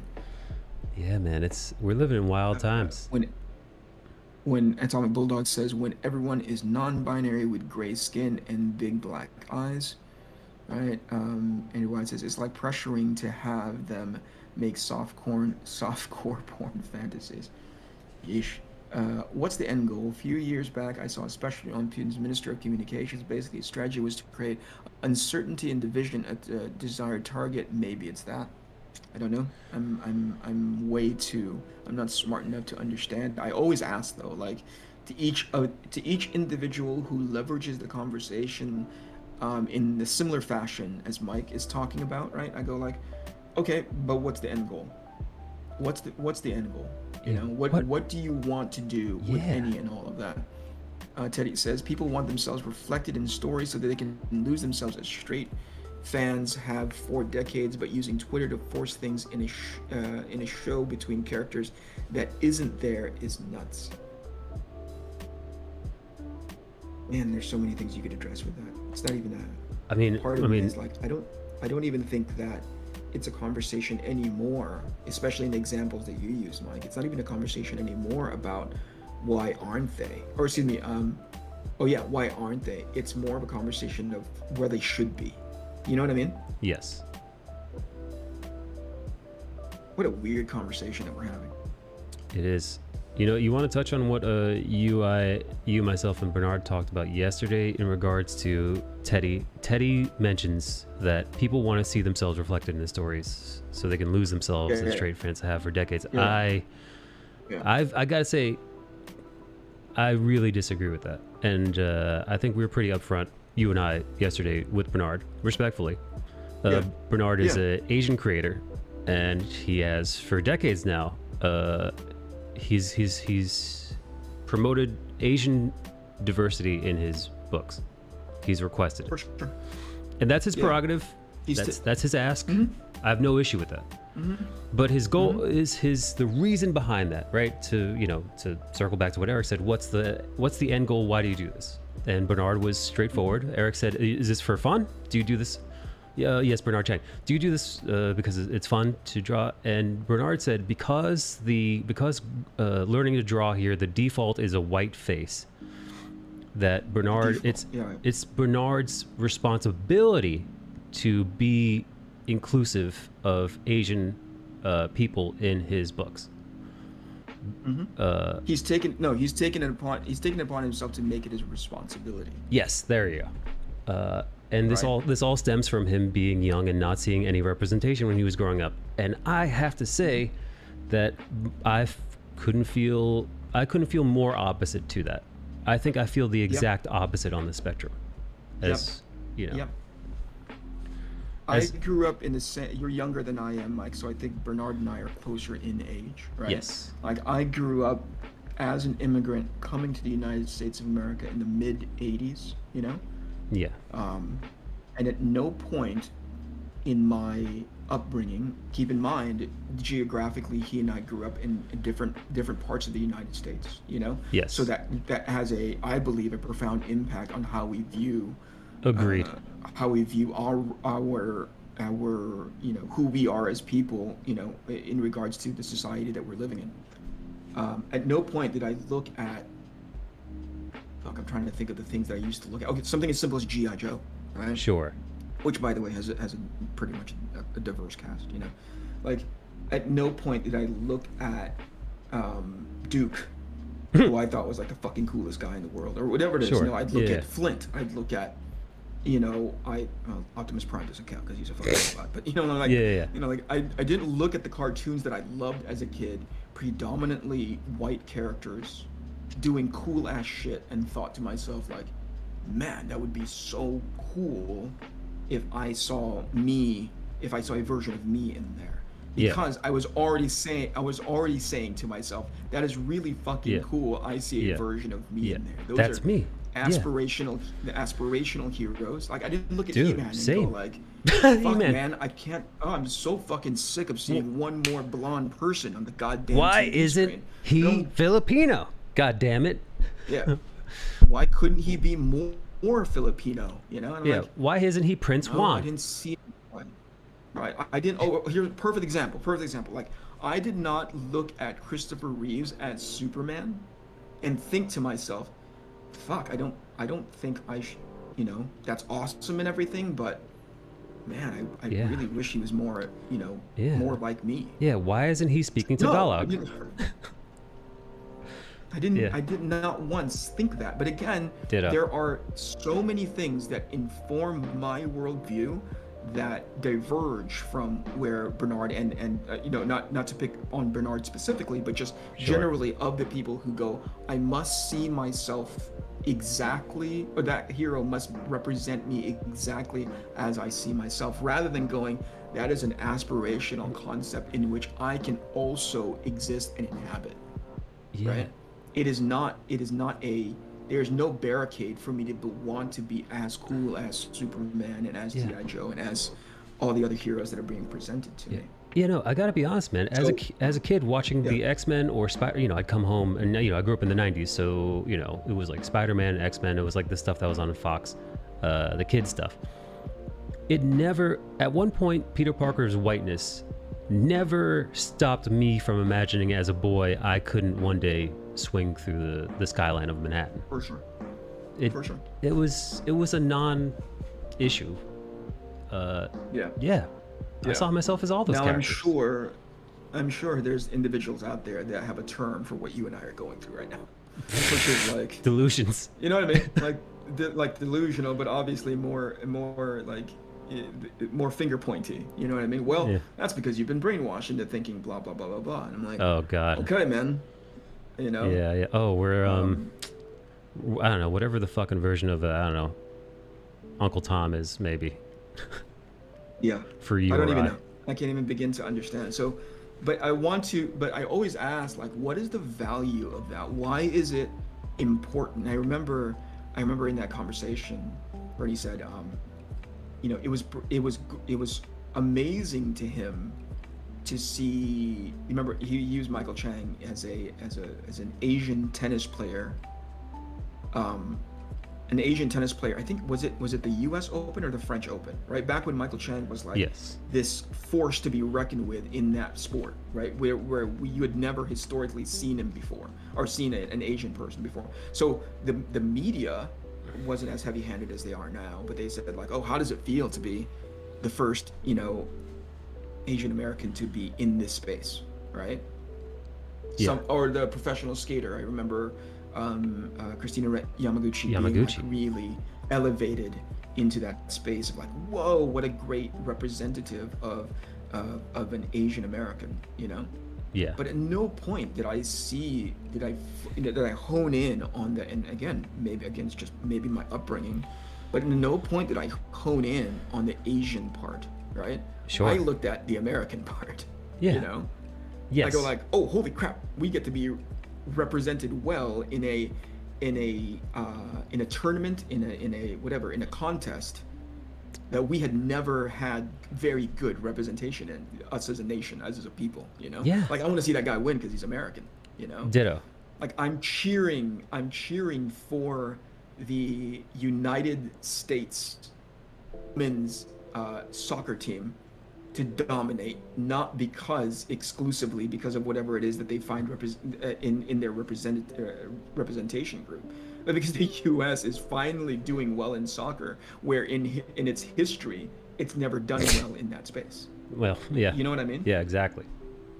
Like, we've sucked historically in big time in soccer. So here we are going in there and destroying teams, or at least, you know, performing at a level on a stage. So I don't know. It's never been a guiding principle for me to go like, yeah, there's an Asian person, or what do you call it, or a Filipino person that I see myself in that person because they have the same face and the same skin color as me. Like, I've never put much value in it, but some people have.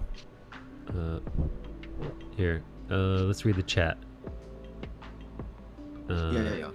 Let me look really quick. Andrew Wyatt says representative characters aren't allowed to be real. I can't connect with something that has zero emotional investment. Good point. I've yet to say, Andrew Wyatt says, I've yet to see an authentic LGBT character with character flaws in comics. It's like my flaws is I care too much and I'm too fabulous, and I haven't read a mainstream comic enough times to say whether or not that's true. Ditto. But I hope that's not true. I hope it's not true. Eric Weathers, hello, how you doing? Eric Weathers, you're about to get really, really busy soon, buddy. Oh. Really, really busy soon. But thank you so much for being. For the people who don't know, Eric was kind enough to take on the lettering chores for Arc Athena. And then the reason why I say he's going to be very busy soon is because I'm about to hand off the script to him. Oh shit. Final script log to him in a couple days, hopefully. And all the pages are coming right behind. Giuliano was in chat earlier, the colorist for the book, and he says he's going to be finishing everything by the middle of the month. Ooh-wee. So it's going to be busy time. Ethan says, but then again, if the default, because of things like how to draw comics the Marvel way, is showing white characters, taking the time to show more ethnicities is a good thing. Yes. Sure.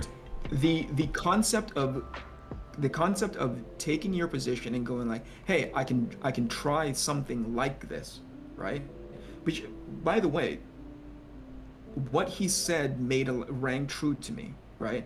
The default is, when he's like, what did he use as an example? What did Bernie use as an example? I think like when he was doing anatomy life drawing practice. classes, right? Yeah. When he was learning life drawing. And he was saying the majority of the models, in as far as their faces were concerned. That's why I had to hone in. Like I actually asked him. I'm like, wait a second. What you're saying is there's a fundamental difference in the way an Asian male's anatomy is different than a Caucasian male's anatomy. Because no, he said like facial features, and I was like, oh, Yeah. okay, yeah, that makes total sense to me, right? Yes. But the way it was presented, or the way it can be presented, and I don't know if Bernie did this, but the way it can be presented is that there's something wrong. There's something inherently wrong with the default. It did seem like that might have been the implication, and I don't want to put words in his mouth. I don't either. But that I walked away thinking like, is that what we're saying? That inherently there is something wrong with the default because it is, a Caucasian male? And I go like, huh, that's interesting to think about. But he did say something that I walked away with. I was like, oh, right, that is fundamentally off, which is if there is no efforts made to bring the default into question, right? To question the default. He used an example of actor friends of his in LA, right? Going into these auditions that if it doesn't say in the call sheet, it can be, the side character or the background character can be Asian, blah blah blah. The casting directors wouldn't even consider you as a potential person that could audition for that role. Right. I was like, that's right. interesting. Yes. Right? Unless somebody is being told, hey, this is okay to cast an Asian guy, a person of color, a minority, then they automatically, quote unquote, default into the white guy. I was like, that's interesting. Yeah, I think it is. Listen, I think it is important to always question the default. And let's be honest, from a craft standpoint, it's honestly, if you're still learning anatomy and facial features, mix it up, man. Don't just keep drawing the same white man's face, white woman's face. Toss some Asian in there, some black people, maybe some Hispanics. You know, just and this is just from a strictly. I'm not talking about D&I and all that stuff. I'm just talking about, hey, better your craft, man. If you're walking around the streets, especially here in a major city, you're gonna see it's gonna be it's gonna be like the like a United Colors of Benetton ad. Sure. Okay, let me get back to chat. There's a lot of people talking. It's the ability to imagine yourself as something else is aspirational because you connect to it and can imagine doing those same things. Superman, Spider-Man, He-Man, right? I think another perspective is that creators want to see what that character would be if they were actually culturally different. There are several ways to think about it. Like if Wonder Woman's mom was Afro-Amazonian and whooped her ass anytime she talked back, injecting my own mom here. Okay, I get it. Sure. That's valid. Definitely matters what you've experienced growing up in America. People represented as all aspects of humanity and not as tropes is important for stories and heroes in books. I agree with that too. On the flip side, Netflix race-bending sexuality changing almost every property can be challenging to enjoy if you're a fan of the original material, for sure. I see that, but I feel like it depends on what you get from the material. It has to add something to the story or create a deeper narrative because of how the hero's experiences change. Yep, that's valid, 100%. If by changing whatever ethnicities, identity, preference allows you to tell a nuanced story with those characters, okay, I get it. I feel like sometimes it's done irresponsibly. It is. Sometimes it's honest. Sometimes it boils down to tokenism, man, which I feel like is counterproductive. You know, speaking of which, Eric, do you know Domus? Wait, JK actually asked this. JK actually asked this earlier, which is, do you employ the hero's journey for your story? And the answer is in part. Yeah. A little bit. If I understand the hero's journey correctly, the nuances of the hero's journey correctly, the answer is yes, in part. It's not as what do you call it? It doesn't adhere to it 100%, but yes, in part. Domo Stanton in my chat. I don't know if you're familiar with Domo. He's worked with DC before. I am. He says, not gonna lie, Static Shock was huge for me as a kid. I agree, when I watched Spider-Man, I had no problem seeing myself as Spider-Man, but over time, looking at the overall scope of heroes being white, I did get the feeling like, dang, black people can't be heroes? Why we always gotta die first in the movies? The presentation and lack of representation kind of felt like media didn't care about me, says Domo. Fair. Yeah, listen, man, if that's your takeaway. Yeah. But I mean, that's the what do you call it? That's the nuanced life experience that can't be accommodated for 100%. Yeah. I don't know what that felt. That's something that I can't relate to. I never had that thought. But I'm not a black man living in America, you know, with all that entails. Dan says, I think it's unrealistic to think that we can be a diverse nation, and in parentheses, increasingly more so, and continue to hold up the density of white male-centered stories forever into the future. Yes. Well, that was something that I talked about with Eric in regards to the default being white. For many years, the default was white because this nation's kind of default was white. And like, yeah, sure, you know, I think that's obviously changing and is going to continue to do so. But even to this day, I think, black people make up 12% of the population, Asian make up 8%. Again, this is all, these numbers are changing, and eventually, you know, a few decades from now, things will be flipped and white folk will be the minority. But, you know, for since this country's inception until pretty close, this has been a white person's nation. So I think just demographically speaking, that made sense. It's changing though. Yeah. Yeah, Delma's spot on in regards to, like, if you think about the history and the root of somebody like Static Shock, it took Dwayne McDuffie and a group of his people over there at Milestone to identify there's an opportunity space, right? Yes. And so when they made Static Shock, they knew, they had an understanding for that opportunity space as far as an audience is concerned. And by the way, that can take us down a really strange tangent of any time that I hear somebody go like, there haven't been any great black superheroes, and yeah, no, that's I crazy. go like, what? Holy crap, you guys have such short-term memories, you know? Anyway, so I always want to make sure that, like, minorities have historically had representation in media. I always think about that, because like you can sensationalize it and goes like, this is the first time we've ever seen a black superhero before, and you're like, that's not true. Yeah, That's not true. That's in recent times, that's what it is. But you know, you almost diminish people like Dwayne McDuffie and the work that those guys did in bringing forward really strong characters, really well-developed characters that aren't tokenized, that aren't like leveraging the equity of the history of Superman, you know, by turning him black. You know, Dwayne goes, I can fucking write that character, right? And did it independent of Superman, you know? Yes. Anyway.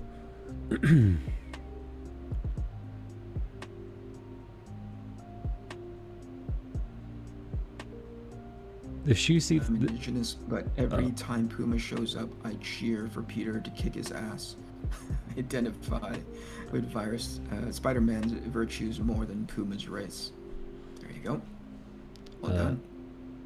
It was like RoboCop reboot to me, not quite the same edge. Dwayne McDuffie's Justice League Unlimited movies were great. I worked with Dwayne on multiple projects, not the least of which Justice League Unlimited. We worked on Ben 10 together. Stand-up guy. Oz says, I was watching Monkey TV series, which an all-Asian cast in the 80s. The lie of we don't identify as people, they don't look like us is fabricated. Yeah. It's become so very important, and I don't disagree that it holds importance, but I want to understand.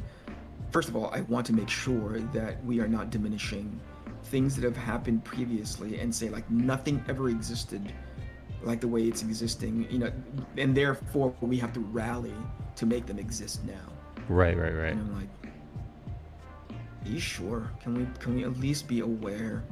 Can we at least get data on whether or not the thing that you're saying is actually true, as opposed to something that's been sensationalized because you want people to rally around that concept?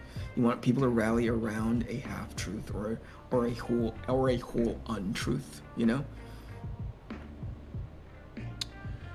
Oh, I'm sorry, Mike, I keep cutting you off. No, sorry. I was reading the chat.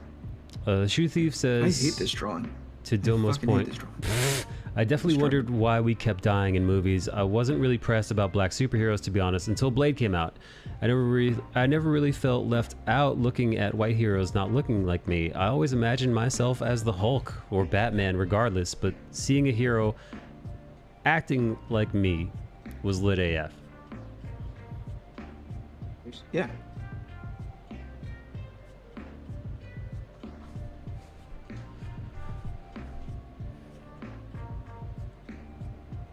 There's a way, and I can't remember who I fucking stole this thing from, but like, there's a way.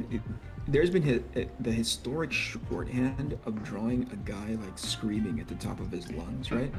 But like not really incorporating the way the lips are drawn. You know, like we have these things that we picked up from an artistic, like, okay, so I saw this artist draw that, and I'm going to mimic it, and probably not with the same level of craft, but not really take a step back and go like, what's going on there? You know, like how does that, how does a mouth move? What are the other what are the other expressions of that mouth? What's that mouth do? Yeah. What'd that mouth do?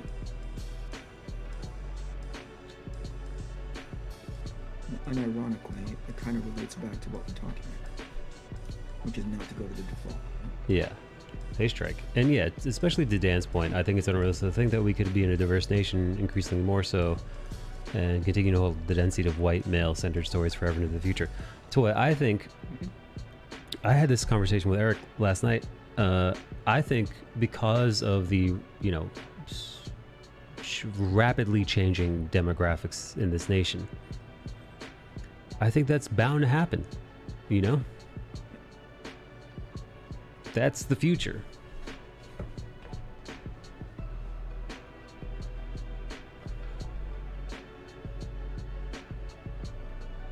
Bugged by the fact that I've been on for like an hour and no 2 hours now, and I've yet to get past this fucking beard.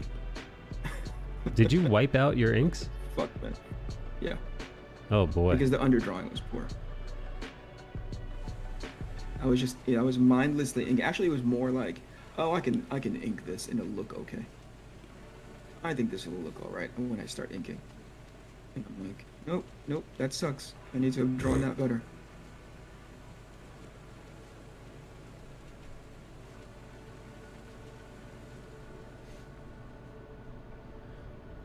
Andrew Wyatt says icon movie greater than Black Superman movie. Yeah. You know, Andrew. Icon. Yeah, icon. Yeah. You know what? As a person who's unfamiliar with icon, but has heard interesting, compelling things, and I know he came up around the time from the Static Shock people, right? Milestone. Yes. Well. It's Dennis Cowan and partly influenced by Dwayne McDuffie. Rest in peace. Yeah, no, I think that would be compelling, man. You had an interesting point about that, Eric. That by corporations not jumping on a pre-existing black character, or even a black Superman. By them not doing that, because what you're accidentally saying is that if we were to leave this as icon, nobody would care about it. Bingo. Yeah. And you understand how insulting that sounds, you know?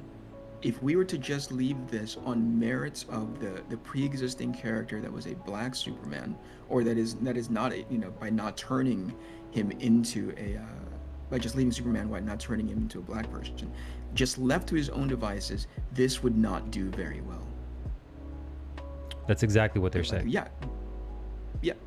That's because you haven't done enough work. What you want to do is take the concept of a Superman and the legacy behind that and say, okay, well, we've already done all of this work, and the only thing that we need to do now is, in order to make this, you know, socially relevant, is to turn him black.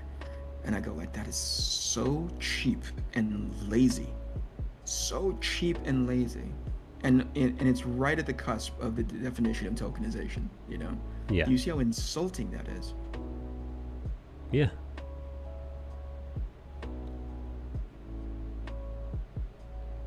Yeah, let's just swap out let's take the RPG style color shader and just drop it down a few notches. Yeah. And call it a day. Rather than actually investing in developing characters, who somebody in chat was like, it was saying how due to their race, due to their personal experiences, would have so much to bring to the table story-wise, narratively, right? Character development-wise, they had so much to bring to the table, but instead, let's just turn him black. I think you said it perfectly when you called it cheap. Yeah. Domo says, yep, I don't like the whole turn heroes other ethnicity thing. Yeah, it prevents actual development from happening. Now, I think we ended up talking about the reaction to people to Miles Morales, right, when he was released, right? There was also there was like public outcry, public vitriol, and like, oh, now you're just turning Spider-Man into into a black kid, right? Which is not true at all. I don't believe in that. I was there. Like, I read that comic book when it was coming out, you know? Yes. So at no point did I go like, oh, this is just black Peter Parker. No. At no point did that come off that way. They invested in that character. They invested in that character, developed him to the point where he went and won a fucking Oscar, you know? Yeah, I really enjoyed the Spider-Verse version of Miles Morales. Yeah, because there was no, there was no, what do you call it? There was no Black Aunt May. There was no, there was no, if memory serves me correctly, there was no point when Miles Morales said, like, with great power comes great responsibility, right? No, not to my knowledge. Nope, I don't remember that at all. Because that would be the, the equivalent of just like, oh, turning him into that skin color, right? They developed that character. They actually invested time, effort, energy, creativity into that character. Fast forward to now, and you're like, there you go. That's how that character works. Nuanced, unique to an actually fully developed, fully realized human being. Well written. Yeah. Doma says Miles and Kamala were the best ways to introduce more ethnicities to older franchises. They built brand new characters into their worlds rather than replacing what was there. Yeah, man, we had this conversation with Bernie when Axel Alonso decided that we're just gonna swap out all the legacy characters for new diverse versions and hope nobody does it. No, and hope fucking nobody, leaves. And then, of course, everybody... You have to understand why people react so unfavorably to that exercise. Yeah. You have to understand why that is. And if we were to take a step back and look at it purely from a business perspective, that's right around the time the Avengers movie came out. You didn't understand how that could potentially alienate, how that could alienate potential customers coming in and saying like, whoa, that was a fucking awesome movie. Let me go get more of Iron Man. Yeah. And they come in and they're like, I don't know who this character is. I want that guy. Yeah. Yeah. I remember working on the first Enter the Mandarin book, right? And yes. My editor was two individuals, two amazing editors, Stephen Wacker and what the fuck? Tom Brennan. And I remember when I first started on that book, there was no, how would you say it? There was no rush for me to finish Enter the Mandarin back when I was working on it. They were just like, Eric, take your time. That was right around the time that I was working an animation job. So there was no sort of like, Eric, there's got to be this deadline and we're going to hang it around your neck. And but they understood the value of me taking my time and drawing it the way I wanted to draw it. I wasn't going fast, not because I was slow, but because I had another job, right? And so right around the time that Iron Man 1 came out, we're talking about the inaugural test case, Yes. Like this is the first, like Jon Favreau, we're going to introduce Tony Stark to the world. This is unproven. This is untested. This is not the Marvel universe as we come to know it, where you just put the Marvel logo on it. It's going to make $1 gazillion. This is not Black Widow, where it's like, oh, that has a built-in audience, that has a built-in fan base. That has a bunch of built-in people who have a fervor for anything with a Marvel logo. This is the first one, right? Yes. But when that movie was about to come out and I hadn't finished Iron Man Enter the Mandarin, I got a call from Stephen Wacker. And he said, Eric, I need to light a fire under your ass. And I was like, why? And he said, I remember this, he goes, because Iron Man is about to come out and this is a perfect opportunity to dovetail into the awareness of that movie for the awareness of our products. We want this trade paperback sitting on the shelves at Barnes and Noble, back when there was Barnes and Nobles and like all these bookstores, you know, like Yeah. we want the trade paperback for this book sitting on the shelves because it is going to be great to take some of that, you know, like, you know, Heat. awareness shrapnel, that's my Yes. term, right? Like awareness shrapnel as it bounces off of that movie and people are like, well, yo, we want to know more about Iron Man. And here's a brand new book being drawn, or there's a brand new miniseries that just came out in trade paperback. And I was like, oh, you know?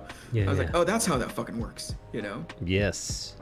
At least that's how it should work. Do you not, yeah, exactly. Do you not see the advantageous position that you could take with any and all of these movies, but instead you actively, something inside of the editorial staff said, you know what else we can do on top of bringing a way that's brought awareness to our IP on the comic book level, we can also make it about diversity.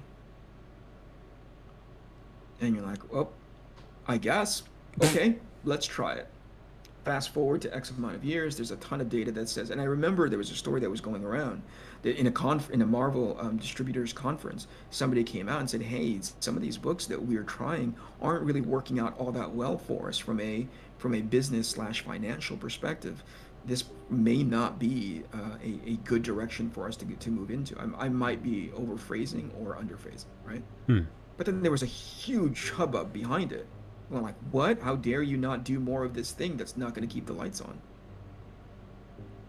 And I was like, there you go. The moment that happened, the moment it became less about how to make sure that these things are viable from a business perspective, not exclusively. You know what I'm saying, Mike? I'm not saying that you only have to make it about the sales numbers and those metrics and how to keep the lights on and paying bills and paying your artists and playing. It shouldn't exclusively be about that, but there should have been strategy behind it. Does that make sense? Absolutely, there should have been strategy behind it. Yeah. Yeah, no. I mean, let's be honest. That mentality, it fell to the wayside.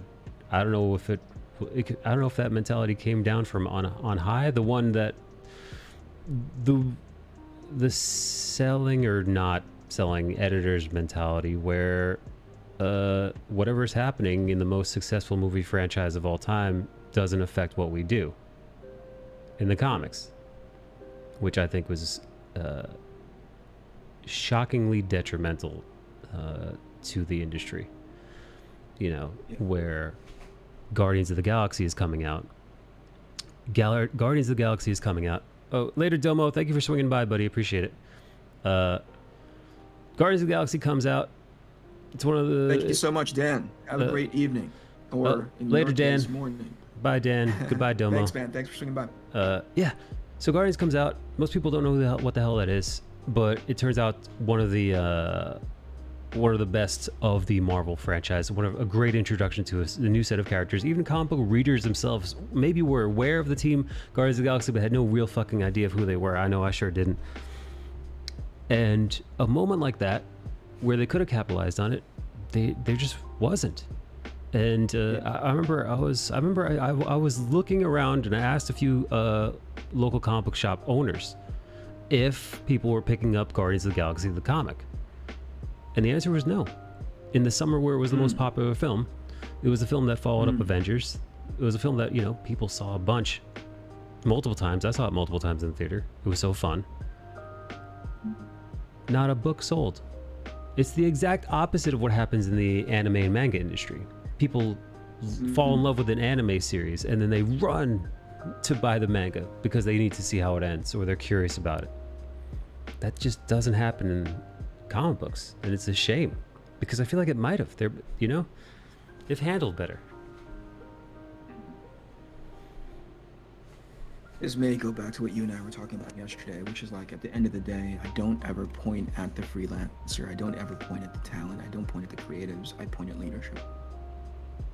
Yeah. Right. The example that I just gave were two of my editors saying, "Hey, at one point that was, you know, your turnaround time, your delivery time was a bit more leisurely, but we see this as an opportunity and we need to leverage it, right?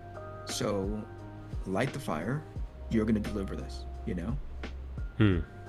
Right? Because they saw opportunity. And that to me is an amazing example of how strategy based on and by the way, that's just anecdotal, so who knows, right? Like, Yeah. but it is a strategy based on a leadership space in which they understood opportunity and they were going to pull the lever, you know? There you go. Yeah. That to me is the case for what the editorial staff used to be versus what the editorial staff, I think, has metamorphosed into. Oof. Jeez. It's hard to imagine. It's hard for one outside to imagine where, honestly, I've said it before. We're either in the middle of the end of the, you know, we're at the twilight of the Marvel Cinematic Universe being this superhero bubble, right? We all knew it was going to pop, you know, between all the superhero TV stuff, all the superhero movies, then video games. It was good. Oversaturation was happening and the bubble was going to burst. And it was a good 10 years of just those numbers going up. And it might have ended with Endgame and Infinity War, which a beautiful ending. And now we're kind of in a, you know, it's over. It might be. There's a very high probability that it's over. And in that, I think so. You know, listen, we're gonna see what happens in Phase 4. But if this is the end, listen, a 10-year run, becoming the most successful movie franchise of all time from nothing, making billions of dollars, over 20 billion in however many movies that they've produced. That is an amazing track record. And in that, the comic book industry has done nothing but lose money. You laugh because otherwise you'll cry because it's depressing. Because you're like, this was the time to shine. This was our moment. Yeah. This was it. Comic books have I've never been more always relevant. I've always wondered if that is a fair sort of statement to make, right? Like, are we assuming that an industry can experience the bonuses of the social awareness of a movie? Are we culturally in that space? Because the example that you gave earlier was that, you know, when a manga when a anime comes out, right? Yes. Immediately people go and rush to see what the manga is all about, right? And that obviously that's true. I'd always want to know, like, but is that cultural? Is there something going on that side of the ocean in which they go like, whoa, we have a really great fervor in which we want to know more? Or, and here's a counter argument. Okay. Yeah. Hit like, does the interest stop with Marvel movies stop just at the movies and at the movie theaters? You know what I mean? So to say like, oh my gosh, this thing has flourished over 10 years, turned itself into the multi-billion-dollar juggernaut industry that it's become, and comics is still floundering, to make that connection might not necessarily be an accurate way of to the accurate perspective of like, that's probably not how that works, you know? Like, so you say maybe there was never a chance that could have happened, even under the best correct. even with the best of leadership. Yes. Maybe Correct. maybe it's just not an American thing for that to happen. Yeah. Like, you'd hope that was true, but without being able to, I mean, I would hope, and this is just I don't know, right? I would hope that there's data out there that told the publishing group, like, we tried bringing awareness, you know, we tried having whatever comic book stands or whatever it is that's at the movie theaters, and it just was not moving the needle at all. So it's not a viable game plan for us. Yeah, no, listen. Without being in like those meetings or knowing if they ever even happened, it's impossible to say. All you could do is speculate. Yep. Andrew Weiss says anime manga walk hand in hand. DC has WB Animation, Marvel has Disney animators. They could easily go toe to toe with anime if they wanted to. That's the other thing that I was gonna ask. Like, Disney values Marvel comics because of their catalog, but maybe not so much as a publishing venture. Does that make sense? Yes. Comics in Japan are much more integrated and have much more influence when it comes to marketing. American comics can't keep that because of constantly shifting pop culture, for sure. Comics need to find a way to be like YouTube, an inherent source of entertainment that presents content in a way that everyone can digest and access with the most minimal of effort. Yeah. Comics are overpriced for 22 pages, and limiting them to just comic book shops kills the access comics have to the masses. Sure. Yeah, that's part of the it. difference is that arcs are finite. There are no reboots in manga/anime that tells customers every issue matters. Huh. Never thought of it that way. That's interesting. Yeah, that's a By the way, excellent I still point. can't stand this. I still can't stand this drawing.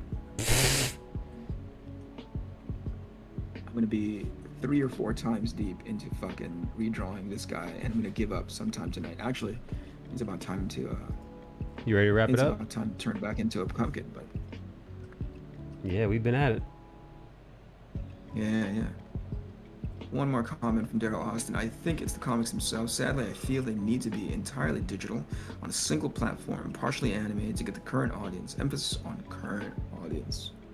And on that note, thank you so much, everybody, for being here. If you're not already subscribed to my newsletter, please go to eric.canetti.com/arc-athena-info. In there, you can sign up.